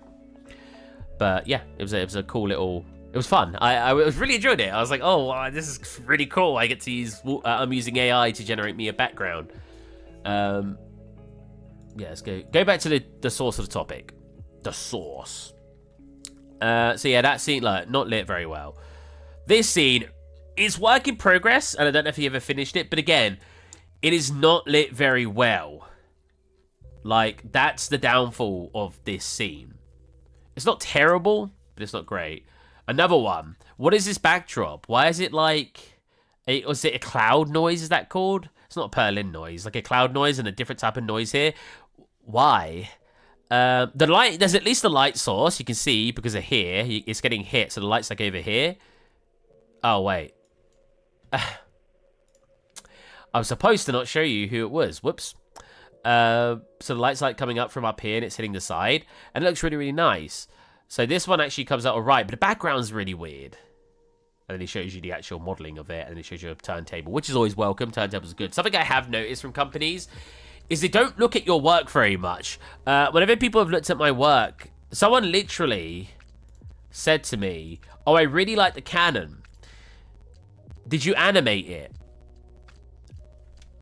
There's a YouTube video right at the top. What do you mean, did I animate it? Yes, there's a video. And he was like, oh, I didn't see that. I was like, what? I obviously didn't react this way in the interview. I was very professional. But I was just like, how did he view it without clicking on it? Did he just look at it here? And just say, oh, I really like the Canon. And looked at a, like, really small image of it? That I found really odd. So, yeah. Your work won't always get looked at by an artist. So you have to have a lot of emphasis on showing it off as quickly as possible.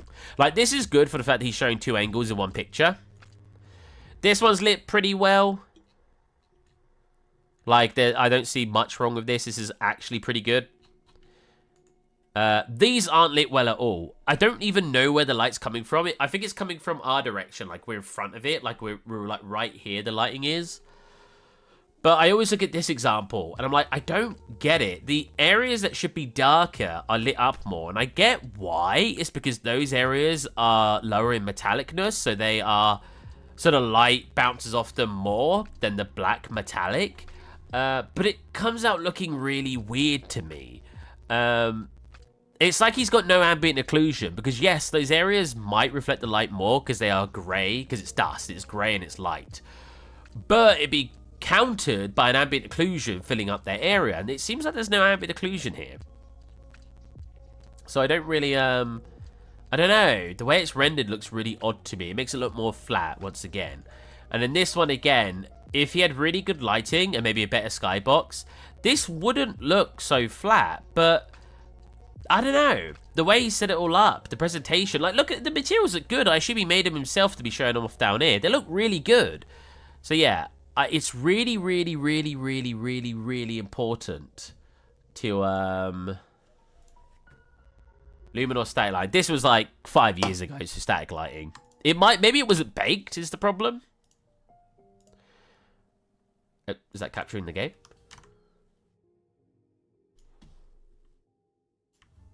I don't want to be misconstrued that I'm being mean to my friend's work, because I'm not. I'm just trying to tell people who watch my channel that if you want to get good at something, get good at presenting your work, because that is so important. It's crazy. Like, it is so important to be good at presenting your work. Which is ironic, because I remember in school, I hated presenting my work, because in my head, I was always like, well, I kind of feel the way now, but I get it. In my head, I was always like, well, surely the end result's better than presenting. And to be fair, what I didn't like in school wasn't presenting the end result. It was the fact that they wanted us to make our... So, we had art pads so, a semester, for example, would be cubism. And we'd make a bunch of art to do with cubism. But in our art pads, we would put our cubism work in there. And then we'd have to... decorate the actual art pad. And I never liked that, because I was just like, I just want to get more work done. I don't care about decorating the art pad.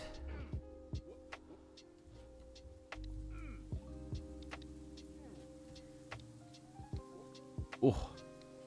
Oh. Yeah, I'm very excited that I've just been getting interviews lately. I don't know how much I've been bombing them or how good I've been doing. They seem to be very happy with me every time. I'd say the worst interview I've had was probably the one I had the other day.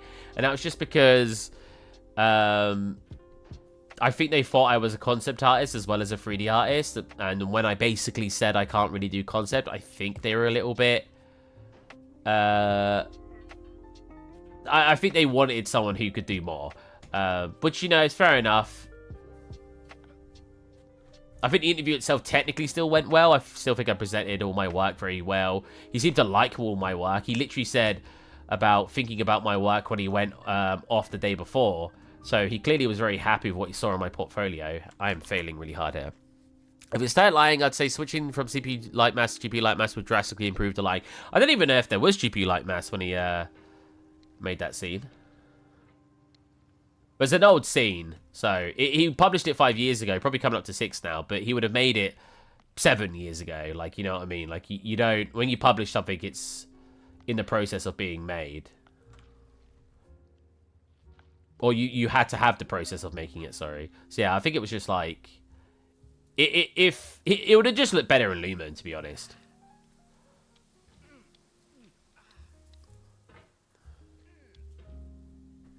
I hate when I get randomly stuck on a rock that you don't usually get stuck on.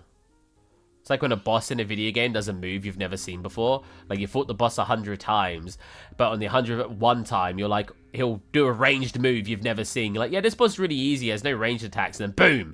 He randomly does a ranged attack, and you're like, hold on a minute. He has a ranged attack?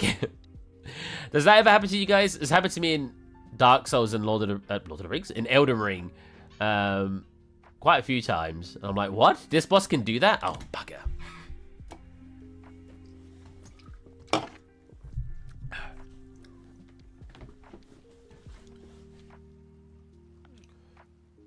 I'm having fajitas today for dinner.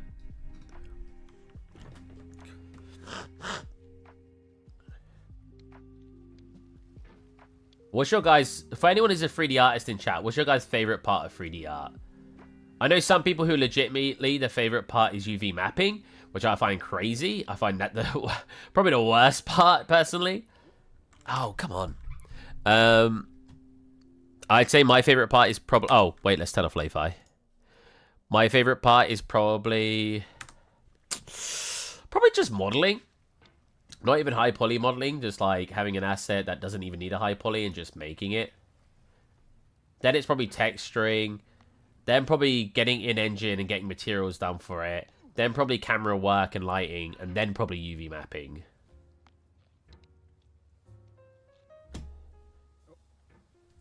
I always assumed a common consensus would be modeling was the most favorite part. But from what people have told me, that is not true. Most people I know really hate texturing, which I find crazy because I think texturing is really fun. Oh, how do I keep going so high up here recently?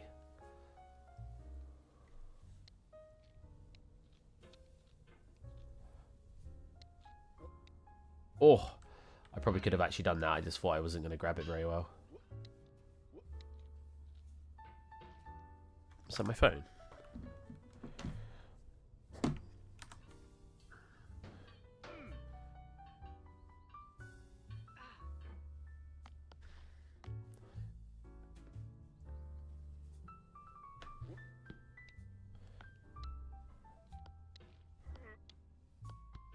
I like playing games where it looks like your movement and everything isn't calculated at all.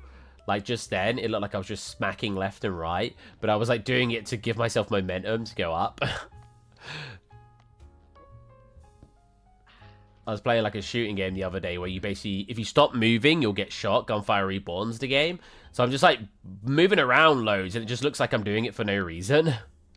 But in reality, oh, I could have carried on there. In reality, I'm doing it because you need to move constantly, otherwise you get shot.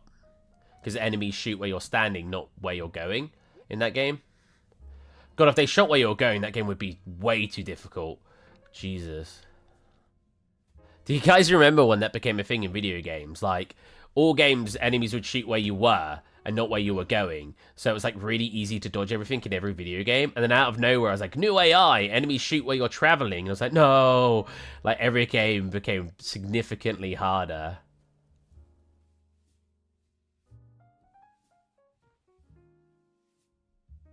Oh, had to do that slowly just because of where I grabbed it. If I went a bit faster, I'd have probably slipped. Oh.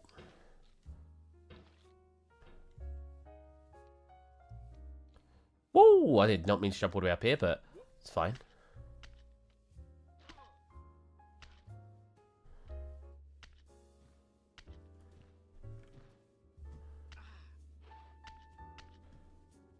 Oh no! There was no way my character did that. Damn it! That was really good time.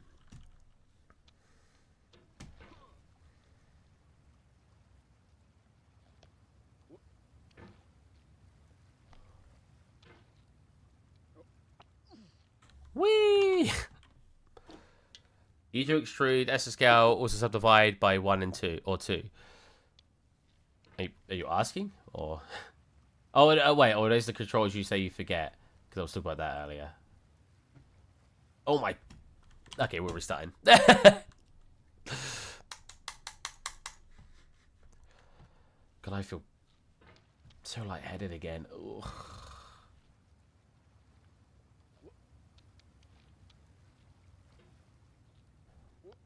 Being ill sucks, guys.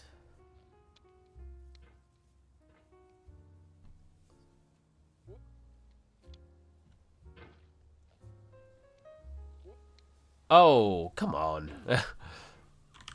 Oh no, what you said earlier about what people like in model. Oh, well, you like extrude, scale, and subdividing. Nice. What about insert edge looping? You know what? I'd love to. I actually applied for a teaching role recently. Because one thing I'd love to teach is the simplicity to 3D modeling. For example, you can make most 3D models with bevel, extrude, insert edge loop, and maybe subdivide. And that's about it. You can make a lot of models with just that. Which is why I say a lot of stuff you learn in 3D modeling packages is very transferable. Like, it's annoying to have to learn a new 3D package because the shortcuts are all different, but the processes of what you're actually doing tend to stay the same. Like, in every software, you're extruding faces. In every software, you're moving vertices and edges and faces. In every software, you're likely beveling or chamfering, and subdividing, right? Subdivision modeling. All those processes stay the same. It's just the shortcuts and everything stay different. And I've had people really disagree with this. They're like, no, the software's completely different. Nothing's transferable. And I'm like, I just don't agree.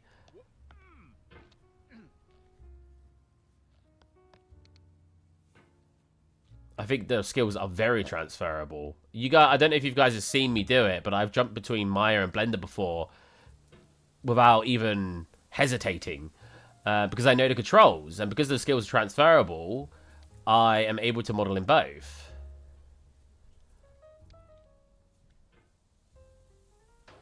I understand it can be difficult to learn the new shortcuts and the sort of the way the workflow a little bit. It can be a tiny bit different, but mostly actually making the assets stay the same. I mean, my friend got Blender that made all the controls Maya controls because he didn't want to learn a new control scheme. And he still models that way. He still uses Blender as if it's like using Maya. I think the only thing that isn't transferable is the fact that Maya doesn't have modifiers. So you have to... In Blender, you can have a whole workflow based on using modifiers, but you can't do that in Maya. But that's like about it, really.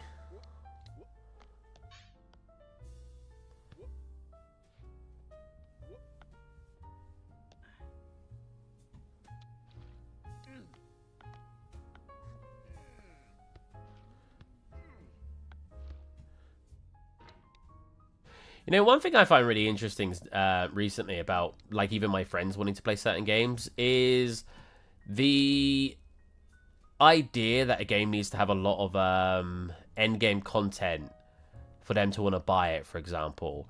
Because I'm the opposite. I just couldn't care less about end-game content. To an extent, right? If it has zero in-game content and it's not replayable or anything, that could be a little bit off-putting.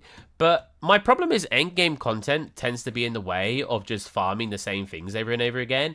Like, in MMOs or in any sort of type of game like that, it's like... Or even Diablo. Let's talk about Diablo 3. Because that's a game I actually have experience in talking about in-game content. Diablo 3's in-game content is... Let's do the exact same dungeons over and over again until we find our set pieces. That's it. That's basically the end game content. It's a repetitive, very, very repetitive end game because you're looking for certain gear. I don't care about that in games, personally. So when someone says, I want end game content, I'm like, that's usually what they're referring to. Is a repetitive end game where you can farm something and you actually have something to work towards. I'd just go rather play a different video game, you know what I mean? Like... Oh, the endgame content to this game is I have to fight the boss 17 times because I'm hoping he'll drop one item that I want. Then I have to go fight another boss 22 times because I need another item for him. No thanks, I'm good.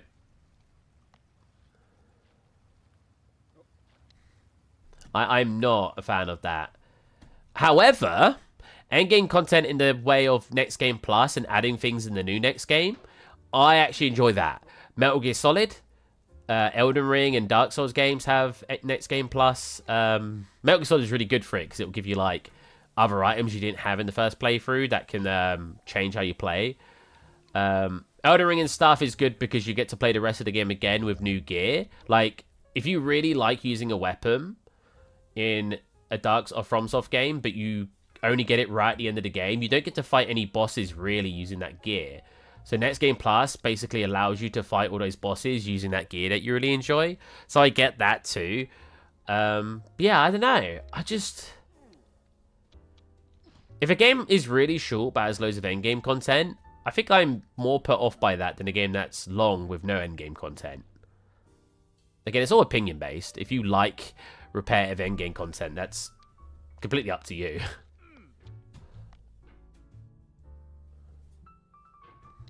I'm just personally not a fan. I think it's just the fact that I see the repetitive nature when I'm playing it, and I'm like, I'm seeing into the Matrix.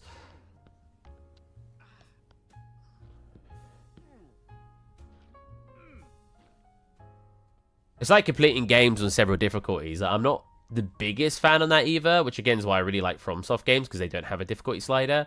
They are just the one difficulty. But like, when a game, it's like I don't achievement hunt, which is could be considered end-game content. And some achievements would be like, complete on easy, complete on normal, complete on hard, complete on easy, complete on very hard, complete on impossible. I'm like, you want me to re-complete this game 5 times with different difficulties, and each difficulty just makes it so I have less HP and the enemies do more damage, and they have more HP? Yeah.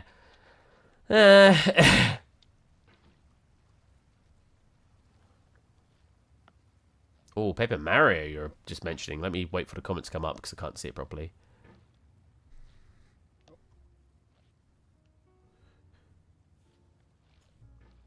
Let me just get up this hill. Let me get over it for a second. One second.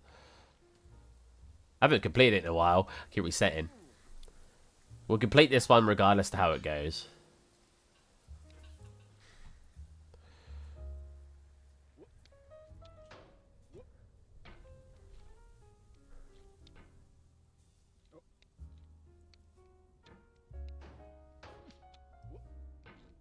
Whoa! He really slid off that. Yeah, it does slide really randomly at times.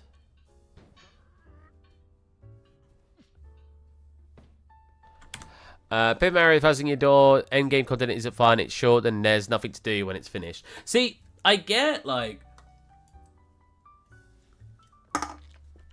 some people I know just don't like buying games that have 0 in-game content. I say that. I think it depends on the game, because they enjoy games like that don't have end-game content that are just story-driven. So they're clearly... It's clearly not all games they feel that way about. I guess it's just certain type of games. Oh my god. Oh, I can't believe I stayed on there. Like, for example, I really like... Oh, one of my favorite games the last couple of years was Little Nightmares. Little Nightmares has no in-game content. You just complete it and you're done. It is a story game with no additional content when you're done. Which is fair. I'm fine with that. You know what, though? What about collectathon side quests? Oh, collect 1,000 acorns. Have to find them in really obscure places that you'd never think to look, and we don't show you where they are. Actually, I think in Zelda, because that's kind of what I'm referencing, you do get something that helps you find them. I could be wrong. Oh, bugger. But yeah, I am not a fan of that type of endgame content. Go find 100 of this item. I'd rather not, thank you. Wow, I can't believe I made that. Nice. I'm not playing Lo-Fi, I might know. Cool. Oh!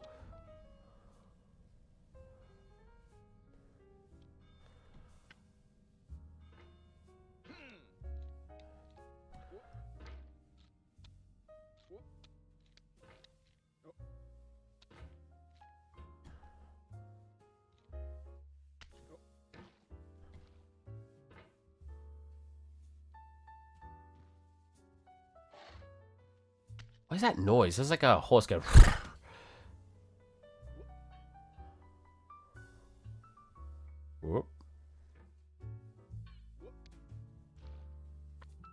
Whoa! Okay, apparently that surface turned into ice.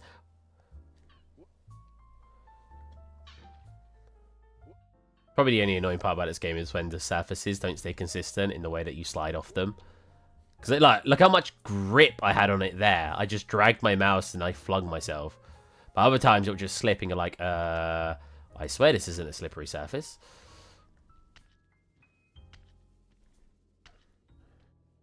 Oh, I did not mean to do that, but I guess we'll just pogo over. So you can actually do this part quicker by just flinging yourself off to begin with, but I haven't mastered that yet, so I don't want to try it when I'm doing well. Oh! Oh! What is going on?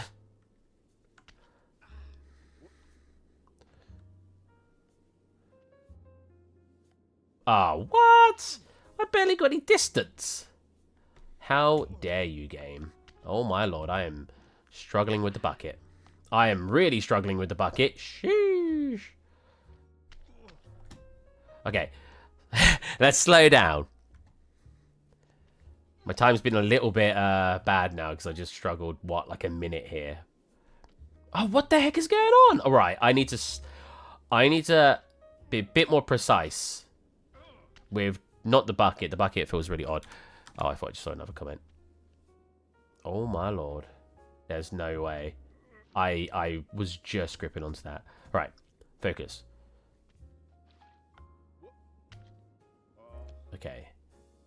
Over here. Put myself on the edge. Oh, there's no way. I'm messing this up royally. On the edge. Push myself off. There you go. Wow. I'm terrible.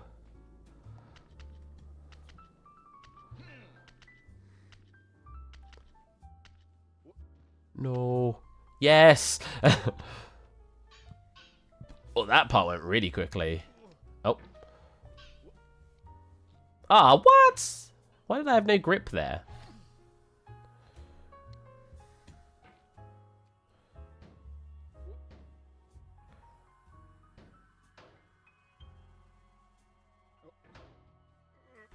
Uh-oh, that was bad. Smack. Yep. I know where the first meteor is. It's like slightly to the right. Ah. Kind of. I'm gonna smack the next one now, though. No. Oh. Who's messaged me? Oh, sorry, I heard Discord go off earlier. Well, I guess we wait for a meteor to appear. There you go.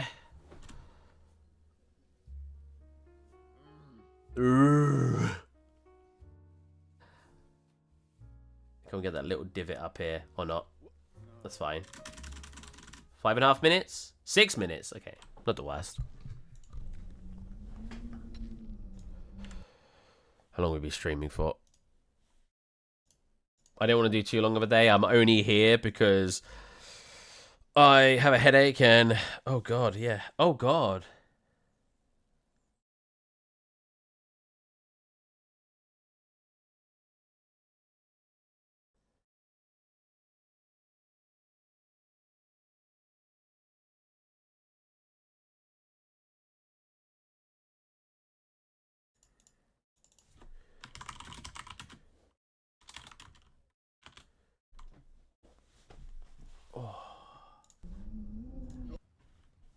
Oh, God, my sinuses is really making me lightheaded.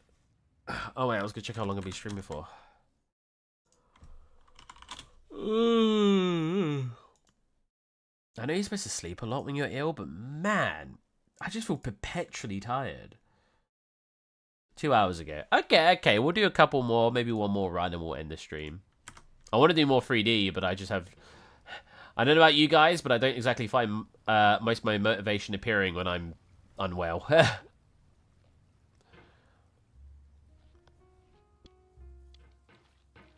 Oh.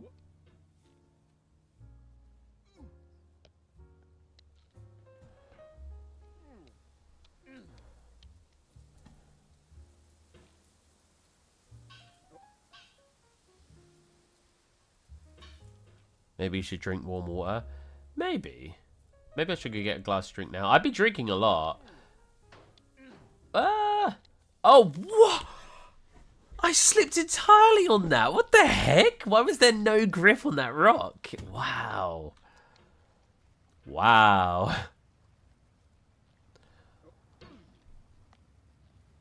I'm getting my tonsils out in like 3 weeks, so hopefully I won't still have this infection because they probably won't do the surgery.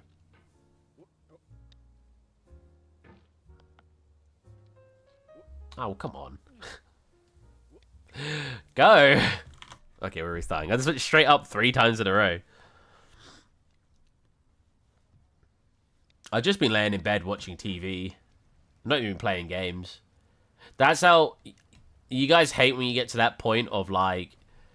Not always just sickness, but, like, demotivation, where the only thing you want to do is lay there. Like, you don't even want to play video games. That's how demotivated you are.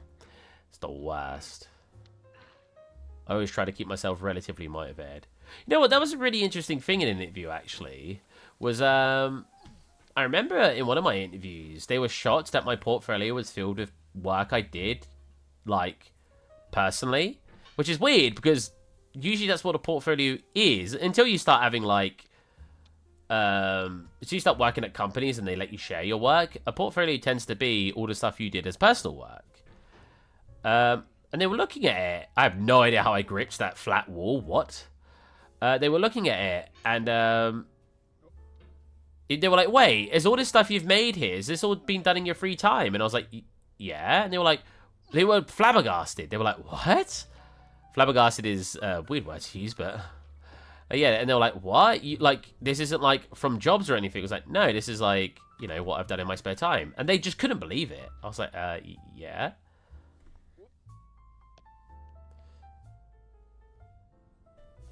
Like, I feel like any artist knows that most of your work, your portfolio, before you start being able to post stuff from jobs, is usually your own personal work. I mean, maybe it was a compliment and they were, like, sort of saying, wait, this stuff I thought was, you know, from a video game. I don't really know where they were coming from, but I just thought it was a funny little thing that happened in an interview.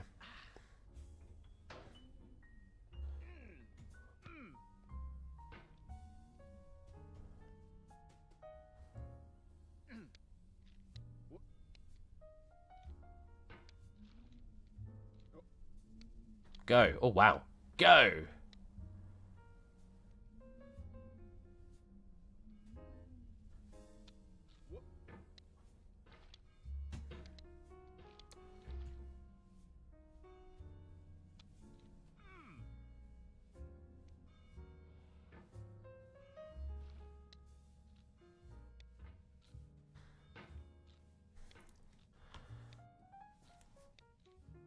Ah, not reaching. That's annoying. Come on. Come on. There you go.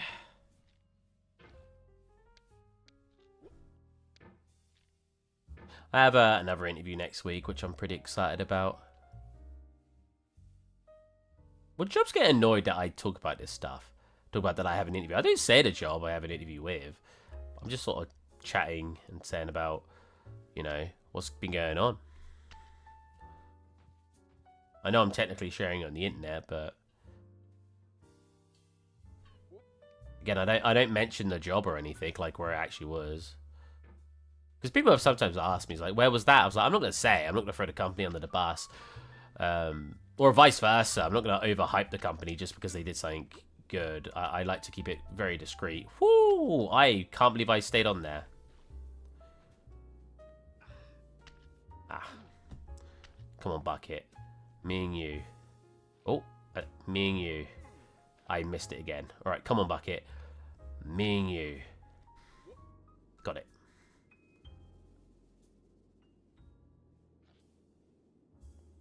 You know what game I never got good at? Osu.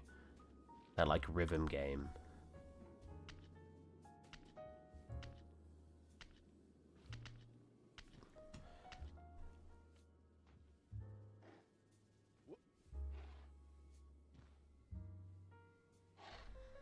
That was pretty fast.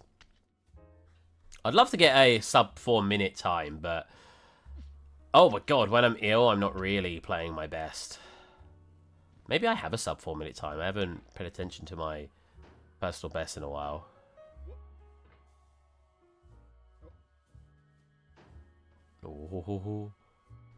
Oh, that was a slow push off. Okay, this might take us a little bit of a long time in space.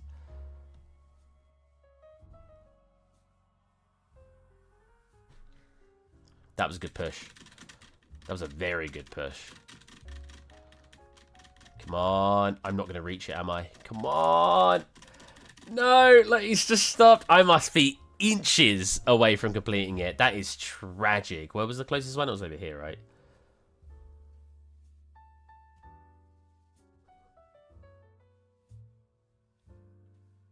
Is that enough? Yeah, I must have been right there. 5 minutes, damn. One more.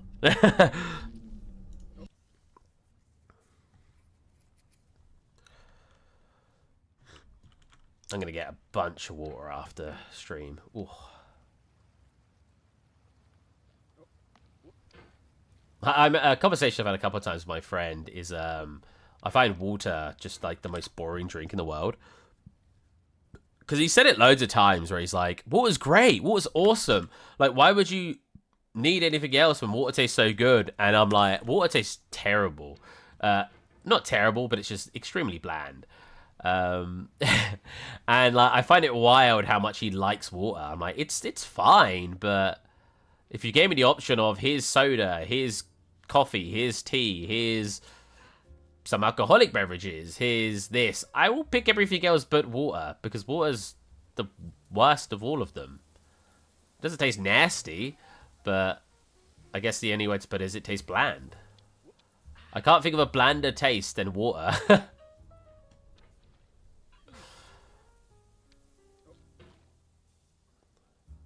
I think my point to him was like, if everyone felt that way, we wouldn't need thousands of drinks we've invented to facilitate making water, making making drinks more entertaining, like more just taste better. If water was that great. But you know what? Anytime I ask anyone, they're always like, no, water is my favorite drink. I'm like, really?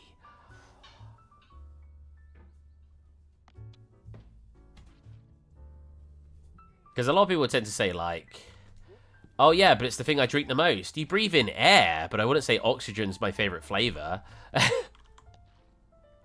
Like, you have to drink a certain amount of water, otherwise you die. Well, I guess you could have it in the form of sodas and stuff, but you know what I'm saying.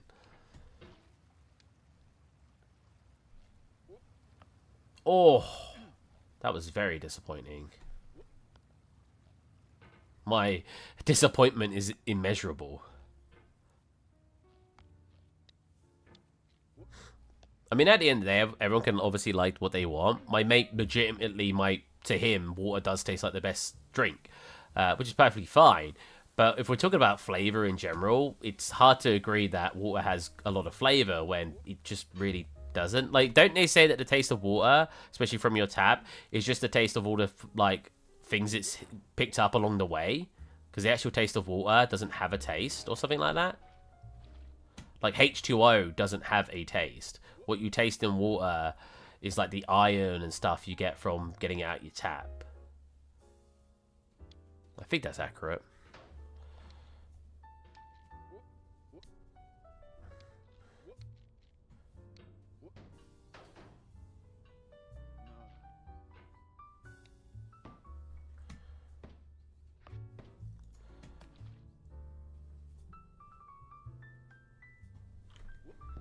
What I find interesting is we don't tend to invent new flavors, right? We make things taste like things already. Like, you get like an energy drink and it'd be like mango flavor and stuff like this. And they will sometimes say something very unique on it, like unicorn pea.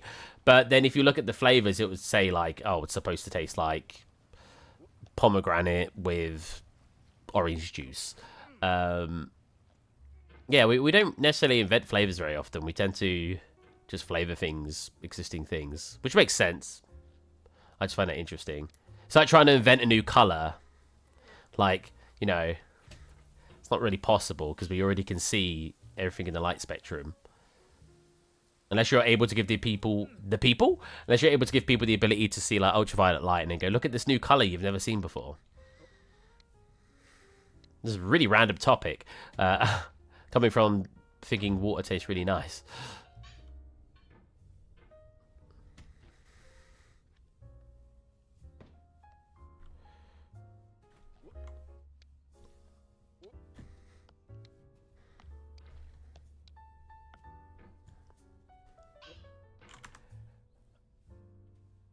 I don't add salt and sugar for food flavors. I do these days. Like, I'll add seasoning to foods to increase the flavor. Like, I won't have a steak just on its own. I'll put like salt, pepper, and garlic powder usually, or garlic granules to add a bit of flavor.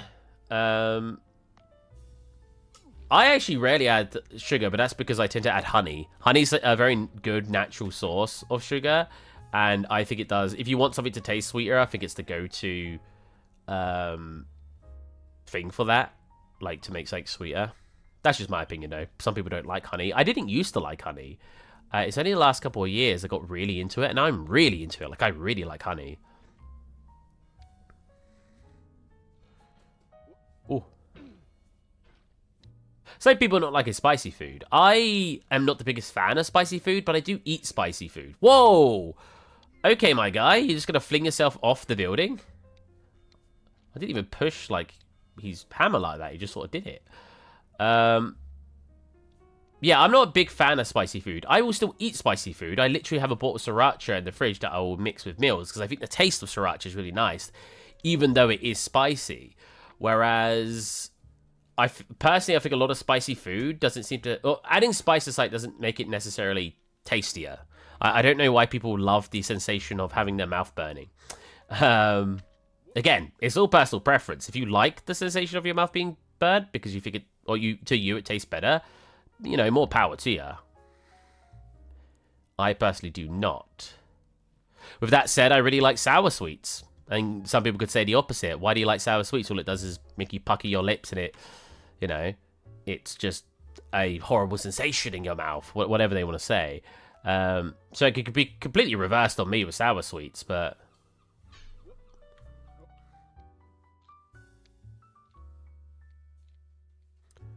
I also, this is a really controversial one. I don't get fizzy drinks. I like fizzy drinks for their flavor, but I have no, if they made a version of the drink where it didn't have any fizz in it, I'd probably just buy that version. Like, I don't care about something being sparkling. It doesn't add to the experience for me just because it's sparkling.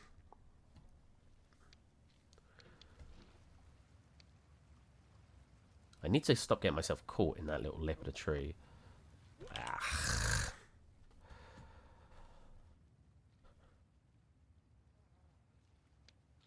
Yeah, I used to, when I was a kid, I used to shake up my drinks to make them not fizzy. I don't do that anymore because it's fine.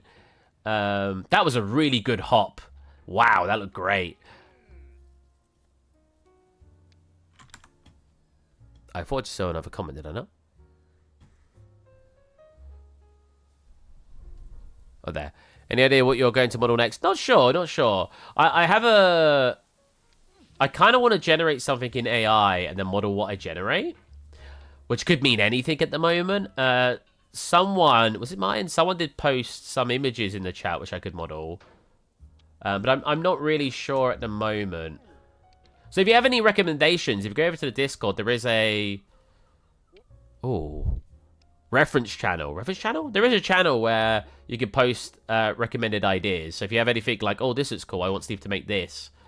Go recommend something. I'm kind of in the mood recently to make quick scenes, like I did with the noodles. The noodles took me, what, a couple of days? Because I feel like people like watching that more. Well, I don't think people like watching that more. I get more views when I do quicker scenes. If there's a scene that takes me 6 months, people lose interest. But when I do a scene that takes like a week, people tend to watch a lot more. And at the end of the day, I still, as much as I want to make stuff with just myself, I do stream it, so it's nice to see a slightly higher viewership and being able to communicate with people in chat. And it means I can also teach things, right? I can be like, oh, when I'm making this, I do this. And if I'm making a lot of different scenes, instead of making one long scene, I get to teach different art styles and stuff. Oh my god. What is my guy doing? I did not do that with my mouse at all. I could have let go of my mouse. What? That was so weird looking. Oh my god.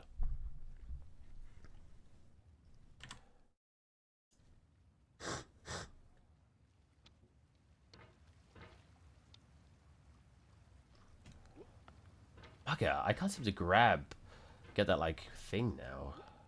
That bounce on the ground I did earlier that was lit.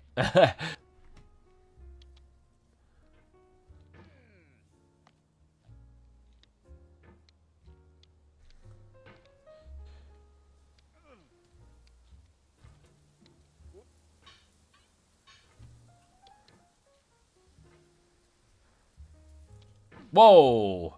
Let's try that again. Okay, let's try that again. There you go.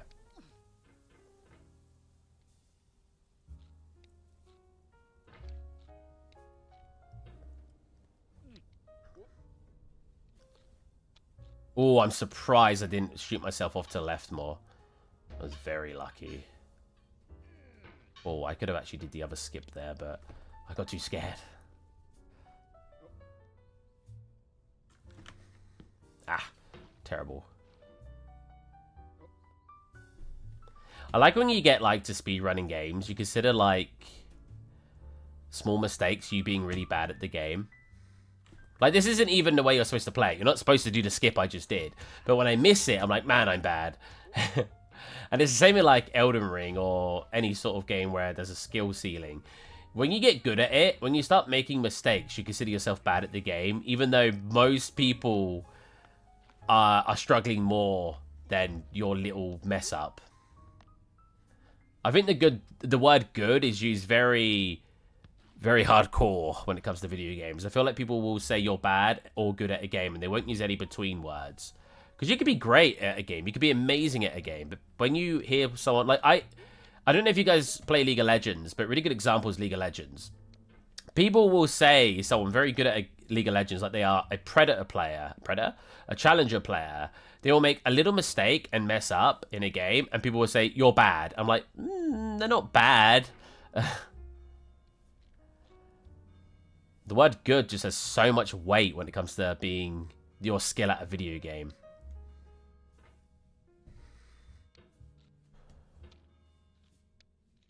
I think being, you know, in League of Legends, if you're... let's check, actually. Rank this distribution. If you are platinum... Wait, let me check. Is that how that works? No, okay. So if you are platinum, you're about top 35, 40% of players. So you're better than half the players in the game. If you are Emerald, you are top about 18%. If you are Diamond, you are top about 5% of players. About 4.5% of players. So if you've got 100 people in a room, you are better than 95 of them. But people will sit there and say, Diamond players are bad at the game. You only get good at the game when you're Masters, Grandmasters, Challenger. I'm like, but those players are 0.1% of people. They're a top. They are one in 1,000. Yeah, but that's when you're good at the game. And I'm like, that's really harsh. Sounds like I'm coping. I just want to call myself good at games, but what do you guys think to that? I just think the word good has got so much weight when it comes to talking about your skill in a video game.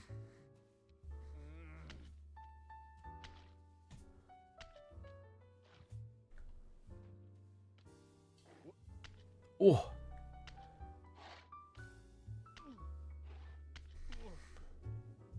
Ah.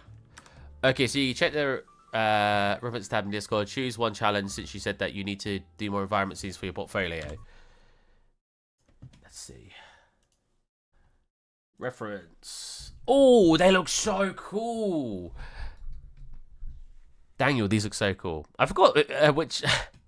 I've been reading your name this whole time, Daniel, and I completely forgot which Daniel you were. They look so cool. Oh, my God.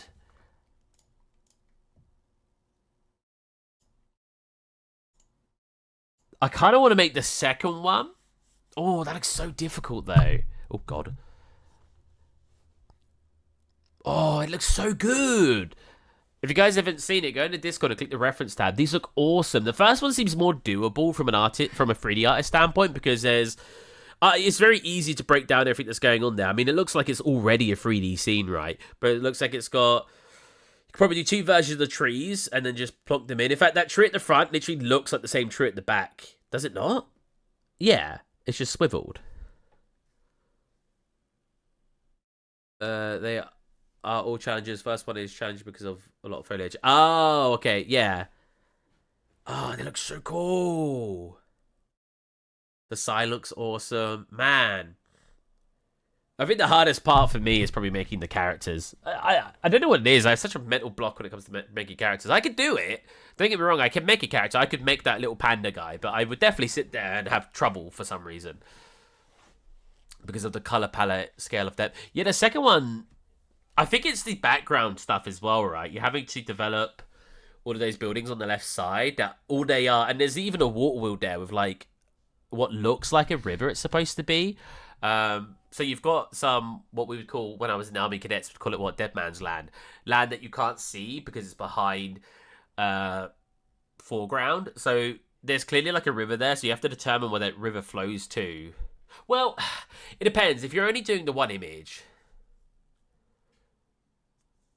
is it the one called Pink Town? Wait, it's which one called Pink Town? But yeah, if you're doing it just from the one angle, I technically don't need to do the stuff in that hidden area. But if you want to make an entire environment, you then obviously need to make up the area.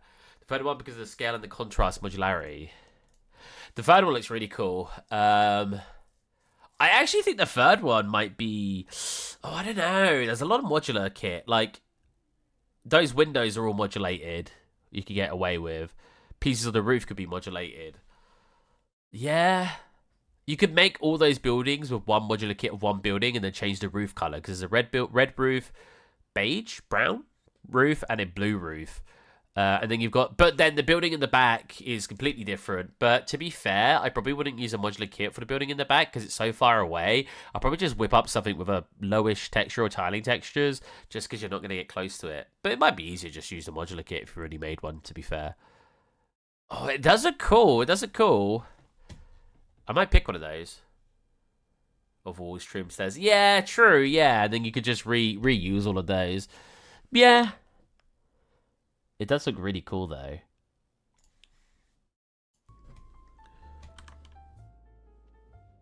Very good recommendations. No!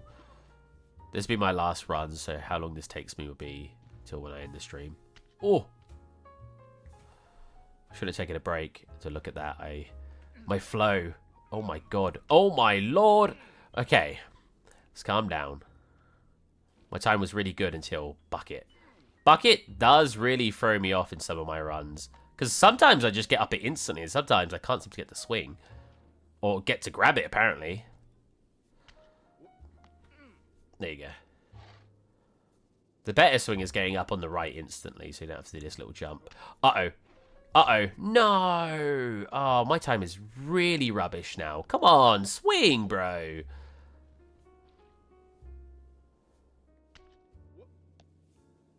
Oh my god. Oh god. I am really screwing this up.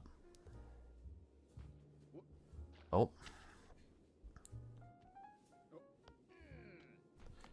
Okay. Okay. Okay. Thank you. Thank you. That took me like a whole extra minute. This poor speedrun. I would have had a way better time. Man. Unfortunate. There is a hook here. Here we go. It's going to slide, so we want to catch onto that. Push it out of the way quickly, so we can get a nice grab on here. I think it's going to be like 5 minutes now. It would have been like 4 minutes if I got through that bucket quicker. It's very sad. Probably could splice my run together to have areas that I do really quick sometimes. Okay, I'm going to hit the meteor on the right. And then I'm going to try to hit this one on the left. Oh, it was on the right. I thought it was on the left. There is one on the left over here, right? Oh, it's right above me, Jesus. Come on. Ooh. Yeah, my lightheadedness is insane right now, though. I know I'm talking a lot and it doesn't seem like I'm that bad, but... 5.5 minutes! Damn it! I spent so long in that bucket. Anyways, hope you guys enjoyed today's stream. Again, I'm not well and I just wanted to do something to just get a stream out there because I've not been very productive because I've not been well. I literally, the other day I was in, I literally got a nosebleed out of nowhere, then got really dizzy and I was like, oh. So if it gets worse, I might call the doctors and see what's up. But for now, I'm just going to assume I've got a sinus infection and I'm going to weigh it out. Anyways, I hope you guys enjoyed and I'll catch you guys next time. Bye-bye.